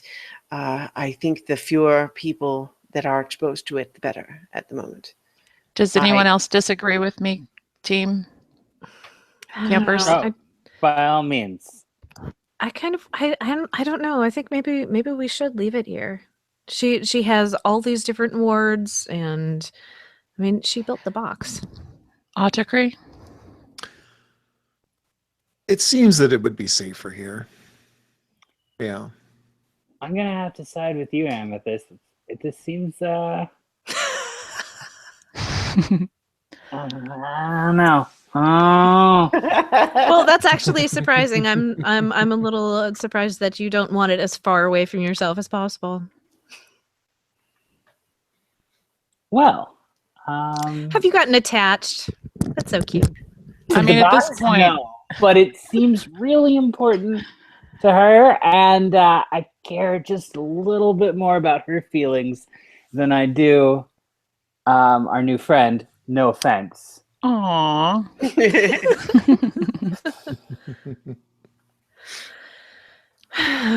But and so Melicanth kind of reiterates, it's like I understand the attachment, and that's why I will not insist or demand anything of you now, but it is just I believe that this artifact may be the key to fixing many of the problems with the world right now, this world that is currently worsening. And so I am just loath to take any unnecessary risks with it. And I agree with that. That's exactly what is motivating my conversation. It's kind of part of our team now, and it's worrisome to me to have it out of reach. If Auticree and Nira trust you fully with this, then I will trust them and hold their asses accountable if you do anything with it wrong. That's fair. Okay. All right. And so are you handing over the box then, or? You have the With box it- now. I'm so tempted to turn into Panda and growl at her first. I hand it over really slowly, and then as she's taking it, I just I'm like, you have to keep this safe for us. Oh, of course. Everything in my power.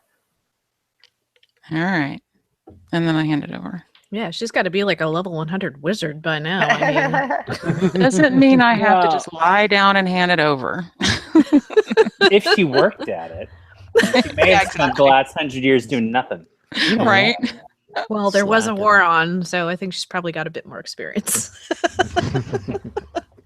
I don't know. I'm pretty badass. Yeah, we don't know how much experience Amethyst actually has. She's got memory loss. I don't remember, guys. I could be Miyagi of druids, you know. I apparently may be tied to the stolen moment for you guys, so neener. So she takes the box and kind of walks over to a corner of her room, sort of bends down and kind of mimes like she's opening like a tiny little door, but just in thin air. Except then, like as she's doing it, you see an actual space open, like she's actually opening a door.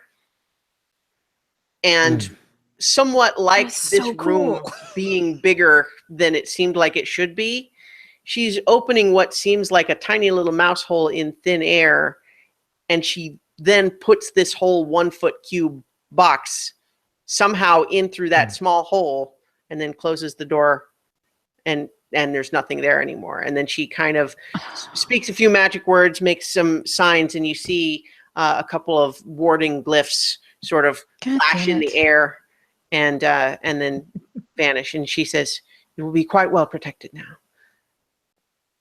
All right, maybe there are uses for this magic stuff. Well, yeah, great. Except now we can't pick a lock and get to it. Well, but neither can anybody else. Just her. I know. I'm nothing if I don't have worries, guys. I'm sorry, it's me. That's my character. That's nothing I can get rid of.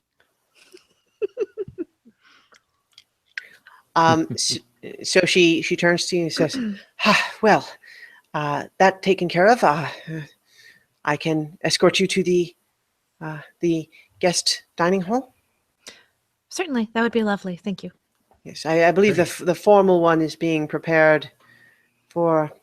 I've lost track of what gala they're holding now, but I don't generally Alright. attend. But the guest wing has its own chambers for this purpose, and the food is quite good. And so she kind of leads you back out, and kind of you have to go basically down the whole same set of stairs, and so she's just leading you that way.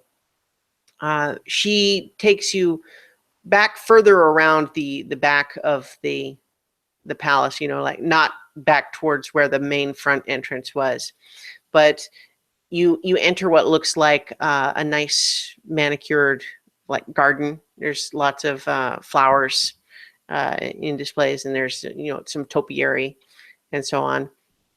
And Shrubberies. Yes. Okay.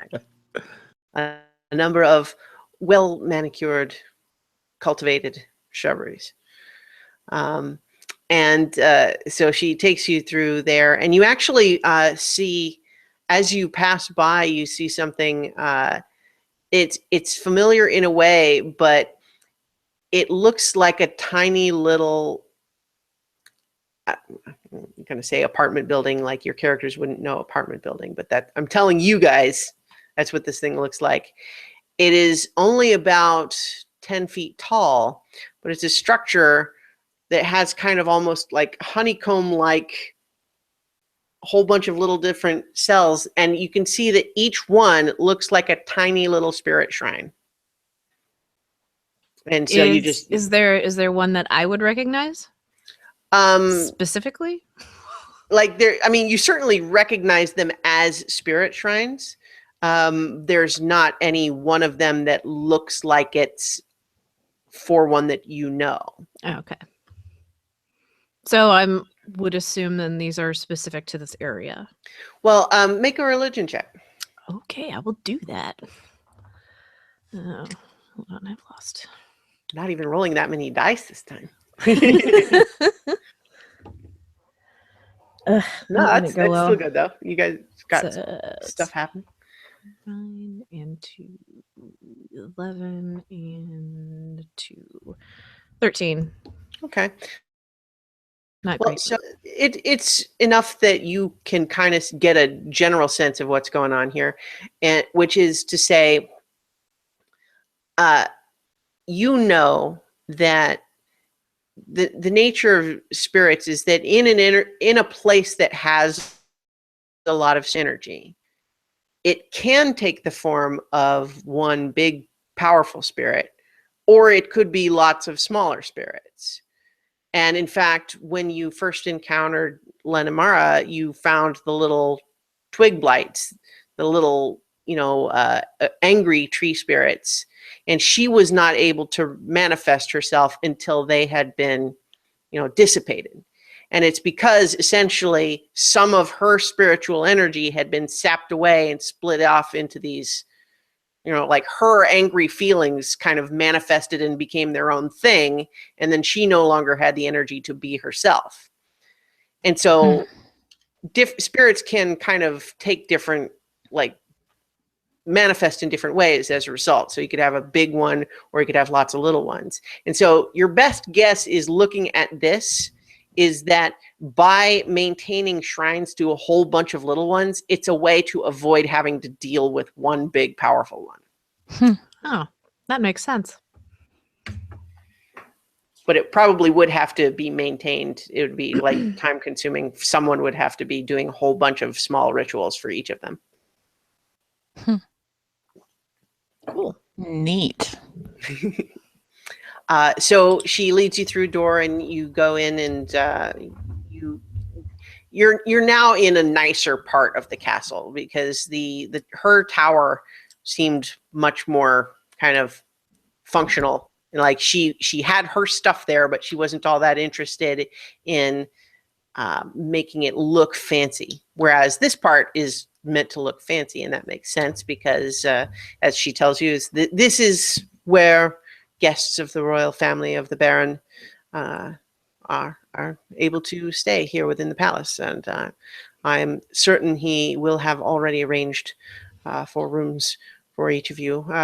Probably a room for each of you individually. I don't know if that's your preference. Well, so long as they're all close together, I think that's all right. I believe so. I don't think we have any large delegations with us at the moment. So through here is the dining area, and sure enough, there takes you in, and there's kind of just a, big long table and sort of a fancy dining room. It's not a big, huge, like, the table that could seat 40 people, but it's, there are two smaller tables that could each probably seat 12, and it's still pretty nice. And it leads you in here, and a young halfling steps out wearing sort of a fancy white coat when he sees your approach, and just says, "What can I get for you?" What are our choices? What would you like?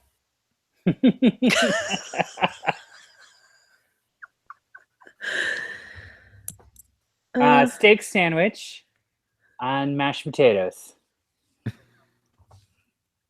All right. Yep. We can do that. The rest of you? With a Parmesan sauce on the sandwich, not on the potatoes. I believe that we have a cheddar sauce ready. We have grated Parmesan. All right, well, just put the cheddar sauce and then put the Parmesan on top of that. Very well. Maybe just a soup and salad. Some bread. All right. I think we have some fresh greens ready for the salad. Soup. Would you prefer some variety of? We have some seafood soup as well as vegetable soup. There's a vegetable barley. The vegetable. You know barley, what? Just the I think. Parmesan. Don't worry about the cheddar.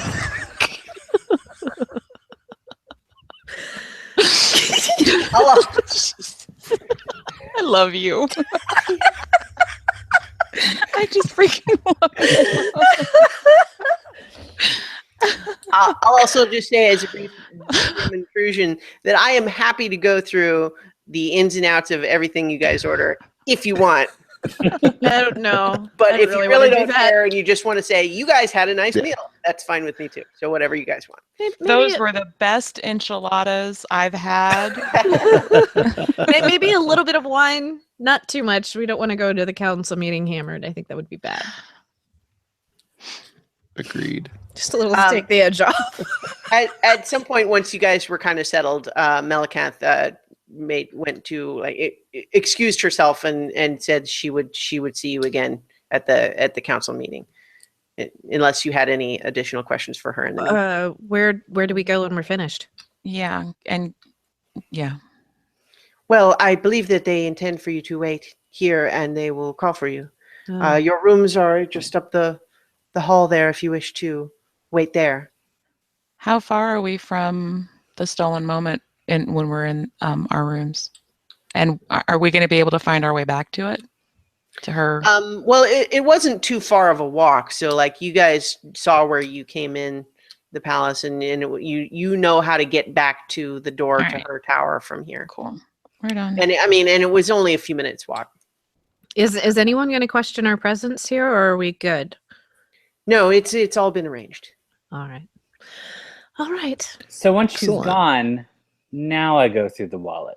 Yeah. All right. So you just pull it out, and I see none of the rest of you would have noticed him do this either. Although, who knows, you may have guessed. Well. What you find is that about half of the wallet and what accounts for most of its weight is actually a pretty nifty looking little pocket watch made of all sorts of little clockworks. It's definitely gold. Nice. It's pretty fancy. It looks really well made. Any engravings or inscriptions? It's got a lot of like fancy sort of filigree on it, like nothing in like words, but just it's got a fancy engraving of the same crest that you saw in the armor earlier, the tree with the crescent moon behind it. Anything else in it? Just the watch? I'm trying to think what else would. No, this is just the watch. Okay. But it does look really expensive. Yeah. Yeah, it does. You're gonna get in so much trouble. Probably a family heirloom. Yeah.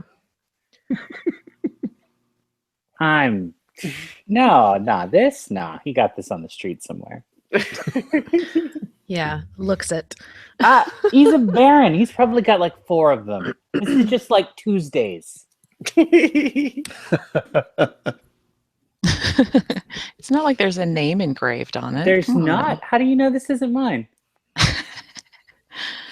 And that you haven't had it all along. Right?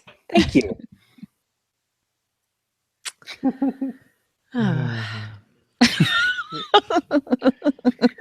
So, unless you guys have more that you wanted to discuss, we can go ahead and Fast forward.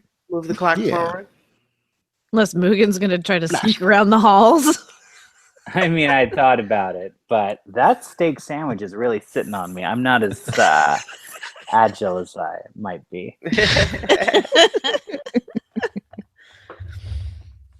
All right. So you guys sort of at some point you went to go check out your rooms, and they're pretty fancy. It's a big step up from the halfling sized inn where you shared rooms.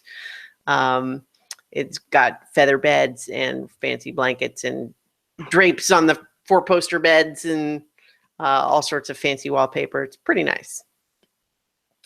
Do we have to and so- leave? Do we have to leave? Are there bars on the windows? No. No. Okay. So you check those out, and then maybe you're hanging out in there, or you're waiting in the dining room. But eventually, a page, in just sort of a nice, like he's in sort of like fancy tunic, but it's clearly like uniform. And he comes, and he's got a couple of the guards with him, who again like are armed, but they're not acting aggressive. And so he just says, the council has assembled, if you will come with me. Very good, very good. Yep. Follow along. Okay, so he leads you through several hallways. At some, before too long, it's apparent that you have kind of left the guest wing and have entered sort of the palace proper. And you do actually, though you enter through a side entrance, you pass through the big sort of entry hall, and it's all very impressive. It's of course designed to kind of be awe-inspiring for those who are given the treatment, but you're kind of going through the side passages, not getting the full formal welcome that way. And he takes you up a couple of stairs, and then takes you reach a set of double doors. They're very fine wood with some really intricate woodwork engravings on it, and he just knocks just a little bit by another guard inside, and he looks and sort of nods, and you are invited in.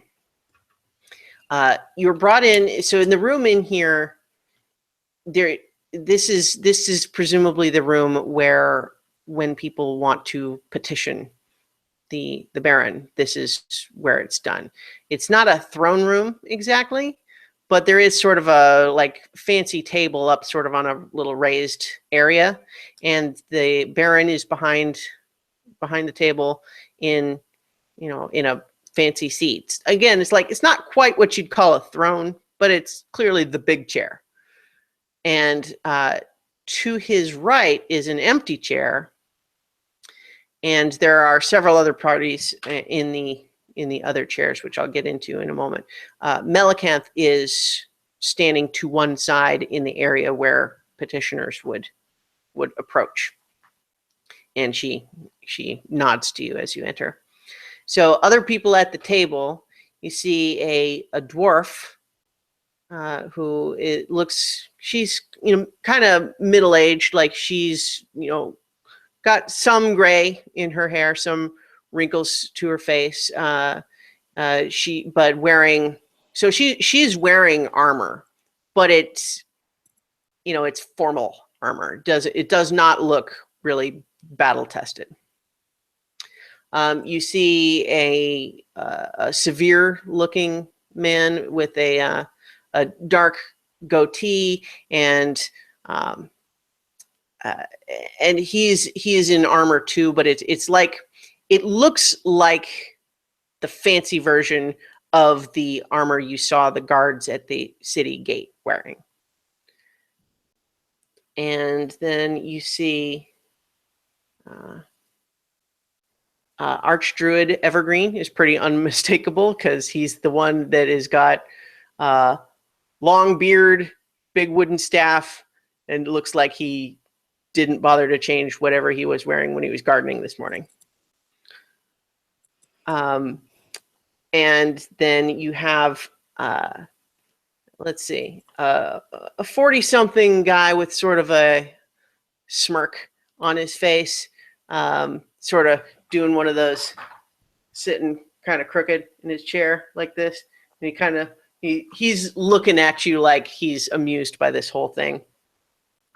And let's see what else. And he has behind him a young woman with a notepad sitting sort of politely like behind him. And then you just over the shoulder of the Baron is a half elf who is like, he's wearing nice clothes, but not like you would expect a noble to wear, but like you'd expect a rich person to wear. And so he's kind of hanging out and kind of whispering into the Baron's shoulder, and they seem to share a chuckle about something. And you realize as everybody's kind of assembled, and they're aware that you've entered the room, but they're also not making a big deal about like greeting you or anything. They're still finishing some idle conversations. But the dwarf perks up when she sees you enter and kind of gives you a look, Mugen. Like a look like maybe she recognizes you, but she's not sure. What did you do now? What are the More odds? likely, I just look like a very handsome fox she knows. Mm-hmm.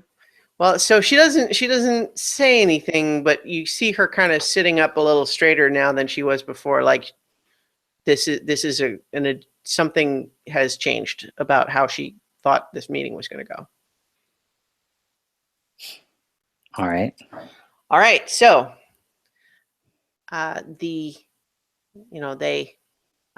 finally the Baron kind of calls everybody back to attention and says, so if you would, each of you please introduce yourselves.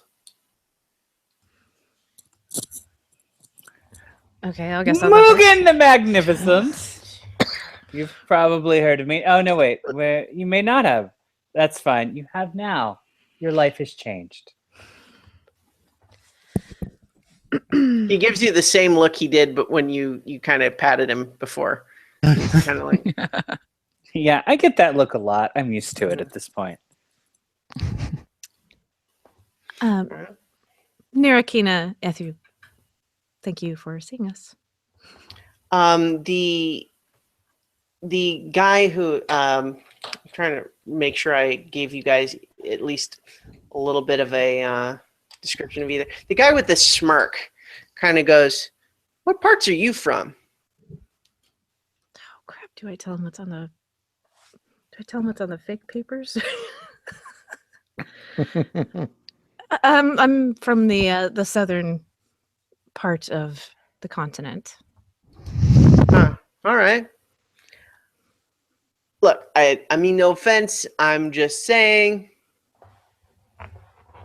we don't see the high elves so often, and when we do, usually something's happening. So it seems like something's happening. That would be fair. And the Baron looks irritated at the interruption. I am Autakri. And hi, I'm Amethyst. Very well. So thank you, each of you, for being so cooperative. I understand that you may not have asked for any of this. Melicanth has informed us that it was her idea and her idea alone to give you the passphrase. And all of a sudden, the guy with the smirk kind of speaks up again. Is like nobody knowed about the passphrase. I mean, come on, everybody knows you had that. It's not a secret. And the Baron is again annoyed that I wish you wouldn't be so free with that sort of information, Bodhi. And he the guy with the smirk just shrugs it off. So the Baron says, all right, well, if you are unfamiliar with us, at least let me briefly introduce each of us. I am Baron Gareth. You have met Melicanth, obviously. We have our dwarven ambassador to the city, Drintha Copperbeard. General Kindle is the martial commander of the city military. Archdruid Evergreen is a representative from the Druid's Grove. Bodhi Catalan, he points to the guy with the smirk, is our Tashmian ambassador. And we just have a few questions for you. That's wonderful. We have a few questions for you too. It'll be a nice free exchange of ideas. Shut up. He raises his eyebrows, says, well, perhaps our questions first. Of course, you're the host. By all means, you should indeed impose your will upon the guests. He's giving you the look like you're not doing this right. He got hit in the head. We're very sorry. Don't apologize for me. So, first, how did the four of you come to be traveling together? Oh, well, it was just kind of dumb luck. You can't see the family resemblance? Oh, it was sheer chance. Bodhi Catalan, the Tashmian advisor, snickered incidentally at when you said that. The family resemblance thing. So you also actually, as you kind of look over because he snickered, Mm-hmm. you realize that the young woman who was behind him Mm-hmm. has like a notepad open, but she is looking like over his shoulder at all of you guys, giving kind of like a look, like she is She gets it. surprised. So she looks like she recognizes all of you also. The heroes And she's surprised and maybe pleasantly surprised to see you is what is kind of her expression. Does she doesn't look at all familiar to us though? Okay. Nope. So the Baron kind of says, so dumb luck, I think, is what you settled on there. I think we're going to need more specifics, please. It was just chance. We were all headed the same way and ended up in a mess. Yes. I prefer to think of it as that fate brought us together. Well, I don't know about fate, but clearly you, unawares, were... He turns to Melicanth for confirmation, like really? Melicanth assures us that you are the party that contracted with Travis Fletcher's wagon. Yes. And you'll forgive me if this all seems a bit hard to believe. I mean, Travis Fletcher was my great-grandfather's man. This was a long time ago. Yeah. Mm-hmm. Magic's weird. that gets another snicker from the Tashmian. I feel like he and I could probably get along. The half elf that's kind of standing over the Baron's shoulder leans down and whispers something in the Baron's ear, and then the Baron kind of gets a little half smile and just says, "Yes, it is weird, isn't it? So, are we to believe that you're all over 100 years old? Is that what you're trying to tell us?" No. You're aware that I'm an elf, correct? Not a stretch for me. Yeah, she's definitely over 100 years old. The rest of us, however, I look good for my age. I was just gonna say. No one said otherwise. Incidentally, the dwarven ambassador gives kind of a snort of like when you say that. Well, Wow. no accounting for taste. Dwarves. But she. It's that not was that. Oh, go ahead. No. Do your flavor text. This is important. The after her little snort of disgust was kind of like a distraction at something that surprised her in the conversation. She's still spending most of this staring right at you, Mugen. What we want you to believe, what you should believe, whether you do is up to you, of course. We're not in control of your minds. Or are we? Is that we traveled here. Much the same way you might go from one place on the road to another, we came from one place in time to another.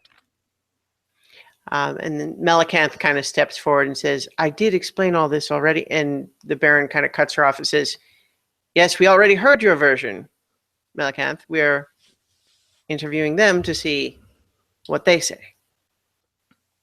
So you were transported through time as though were you asleep or It was but a moment that passed for us.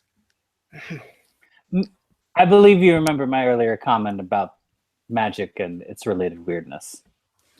Well, to be sure. There was a battle, and there was a great release of some sort of magical energies, and Volunteering stuff. we're just as surprised as you are. Yes, well, to be sure, all manner of mysterious events occur around these fissures where they show up. There are many that just disappear. Who's to say that they are not going to reappear 100 years in the future from whence they disappeared? Who knows? So, what was your business coming here to Melicanth?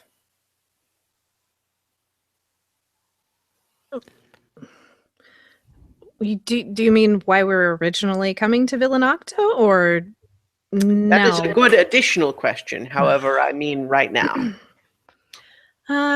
She asked us to deliver a specific item that we acquired in this mess. Well, we had promised Travis Fletcher to deliver the item to her. And the Baron goes, "Yes, the artifact." He kind of looks at Melicanth and says, "Yes, but I don't understand how such things work, but to be sure, that aligns." And incidentally, the Archdruid looks just bored as hell. He does not want to be here. He's looking at his fingernails. He's like barely paying attention. He just does not look happy to be here. He's not really given any of you more than a cursory glance. The guy in the armor, with the goatee, kind of leans forward and just says, "Are you affiliated with any of the other political powers in the area?" I mean, I don't, Don't even even think we're know what they affiliated are. with this political power, quite honestly. I don't. We don't even know who they are at the moment. Mm. Actually, that's something that I was hoping to learn in coming here. That guy looks like he doesn't believe you, but he kind of just folds his arms. Well, the guy that asks that question isn't going to believe you anyways. Just saying. I mean, we've been gone for 100 years. We couldn't be everybody we could be affiliated with is likely dead. So the Baron then kind of just he looks kind of torn, but you get the general impression that he well, it's hard to say. He's hard to read. He's got his political Baron poker face on. But what he says is, what are your intentions now? Immediately, go to the library. That was why I was coming here in the first place. My intention is to assist in any way I can to seal these rifts. Is that something that can be done? And he kind of looks over to Melicanth, who's kind of going, perhaps, my Baron, I will have to study the artifact now that we have it here. That is my hope. And he's like, well, to be sure, if that can be done, we would appreciate it. I wish you would have included that element before. Good job, Archie. It's nothing that we know is possible. I don't know if it's It's nothing that we know is possible. It's something that we forehope, since we have not even, since this started and we got it, we haven't even had time to see if our families are alive. We brought it here, and I hope to return. I don't know if it's possible, but it has crossed our minds as something we'd like to try at least. But no, we don't know if it's possible. So while you were talking, the archdruid finally kind of looks up and gives you more of a look, and he gives you kind of that same sort of like, something about you is slightly familiar when you're talking, and he kind of speaks up. You are a druid, are you not? Yes. Please come see me in the grove when you have a moment. And I then was hoping to. I'll be there. I was hoping to. he kind of goes, good. And he turns to the Baron and says, can we finish this now? And the Baron kind of rolls his eyes. It's like, if you don't want to be here, then why did you come? And the archdruid just kind of throws his hands up in the air and storms out. I got my introduction. Woohoo! At this point, like while that's kind of all settling, the dwarf ambassador finally kind of leans forward and continues to look right at you, Mugen, and says, "So from 100 years ago, right?" Give or take. I don't have the exact number. Uh-huh. Okay. No further questions, Baron. What did you do? I think we're gonna find out about that warrant. Let it unfold. It's delicious. And then so the smirking guy, this Tashmian ambassador, he's kind of shrugging, and he's like, honestly, Gareth, I don't have any other questions for them. What are we hoping to accomplish here? And the guy in the armor, General Kendall, kind of just says, we're trying to determine if we have just invited enemies of the state into our palace.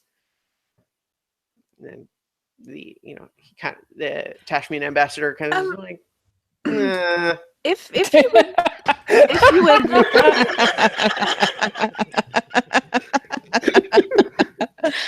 Love him too. if you need some sort of proof of character, we do have a letter from the mayor in Durrania. At that, the Tashmian ambassador laughs out loud.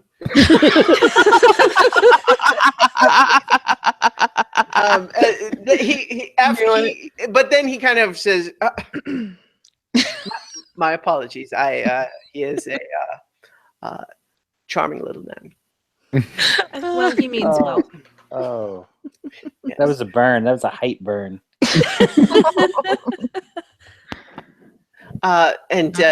While he, like, in the meantime, kind of during all of this, again, like, you can see that this young woman behind him has kind of really stopped writing, and she's kind of still like looking at you guys and just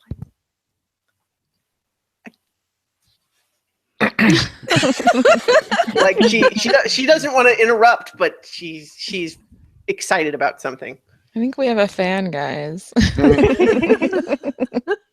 About damn time. She from New Crossing? Yeah, she's probably heard of our play. That's probably it. Yeah. Oh, shit. The heroes of legend. Right. And so finally, this half elf behind the Baron, who didn't get introduced by the Baron, by the way. Guessing that's Teg. Yeah.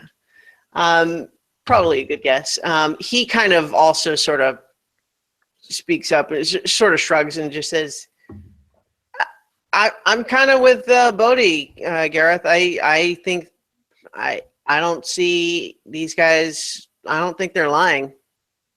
I mean, we can maybe keep them in the city for a while, watch them, but I don't think there's any further.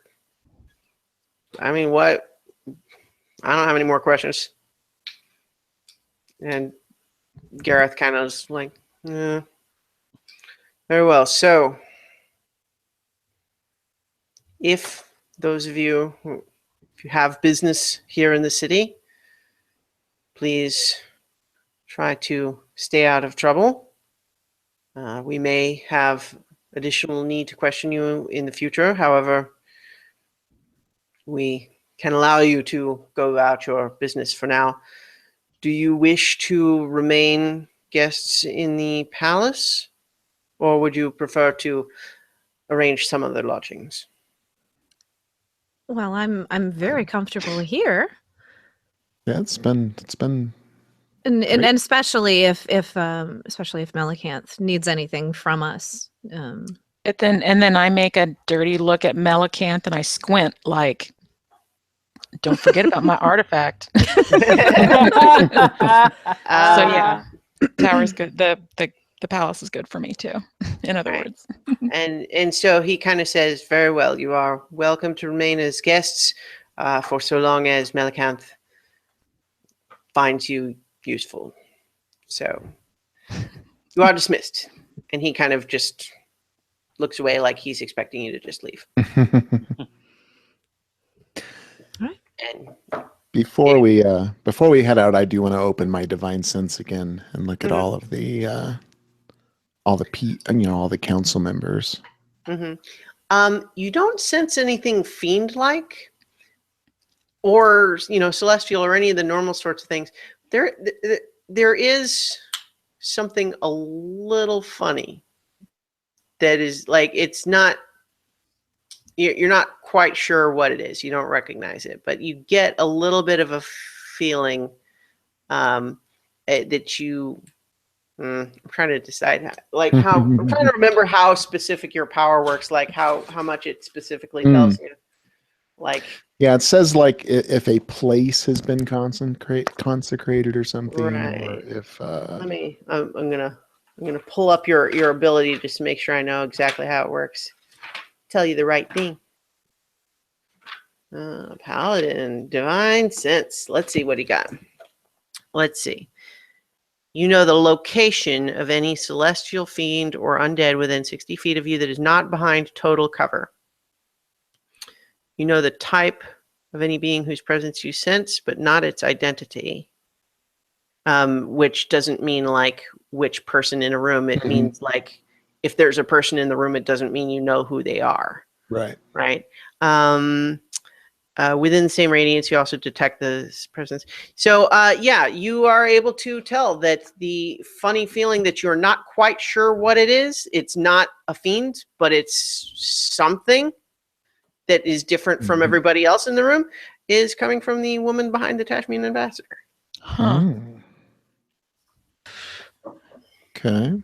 I don't think I have anything to investigate on that. To see anything further. So unless you are promptly leaving the room, the guards are going to kind of come up and gently encourage you to do so. All right. You've been Sort of bow. Then I give the dwarf woman a wink and like a finger guns. She gives you a stern shake of her head.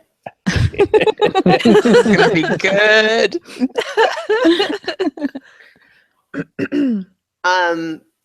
So as you kind of leave the room, Melicanth doesn't follow you out for the moment.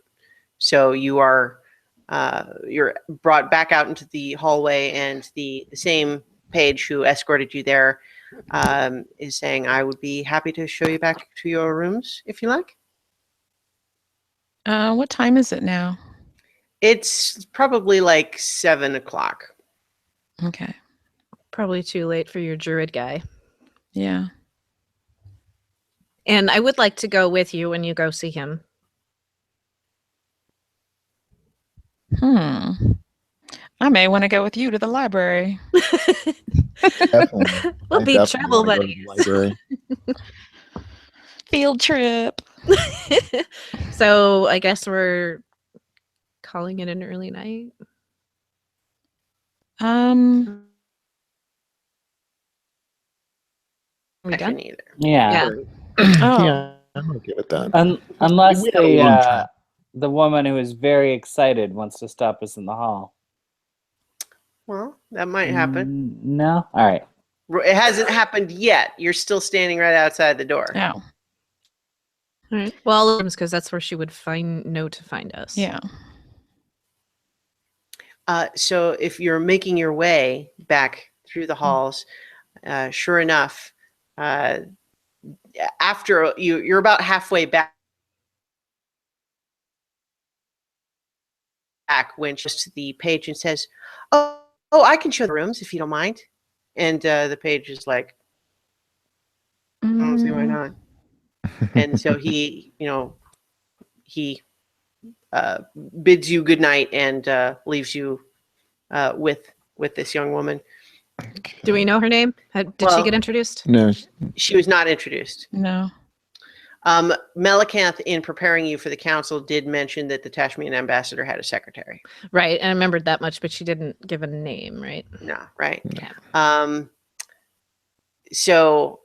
But she kind of looks at you guys like she's like, "Okay, so don't say anything yet. Let's get somewhere more private. All right? Okay. All right, follow me." Oh, it's Jinxie, you guys. Okay. Yeah. I was hoping. Oh my god, I was hoping. And so she actually she catches your look of recognition and goes, That's our Jinxie. Wonderful. Wonderful. and I think we'll call that. Yeah, that's Yay! Chapter. So excited. That's Oh, you awesome.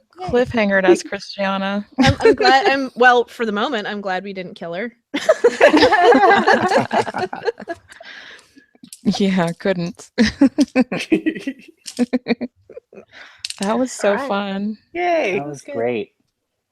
That was a fun session. Because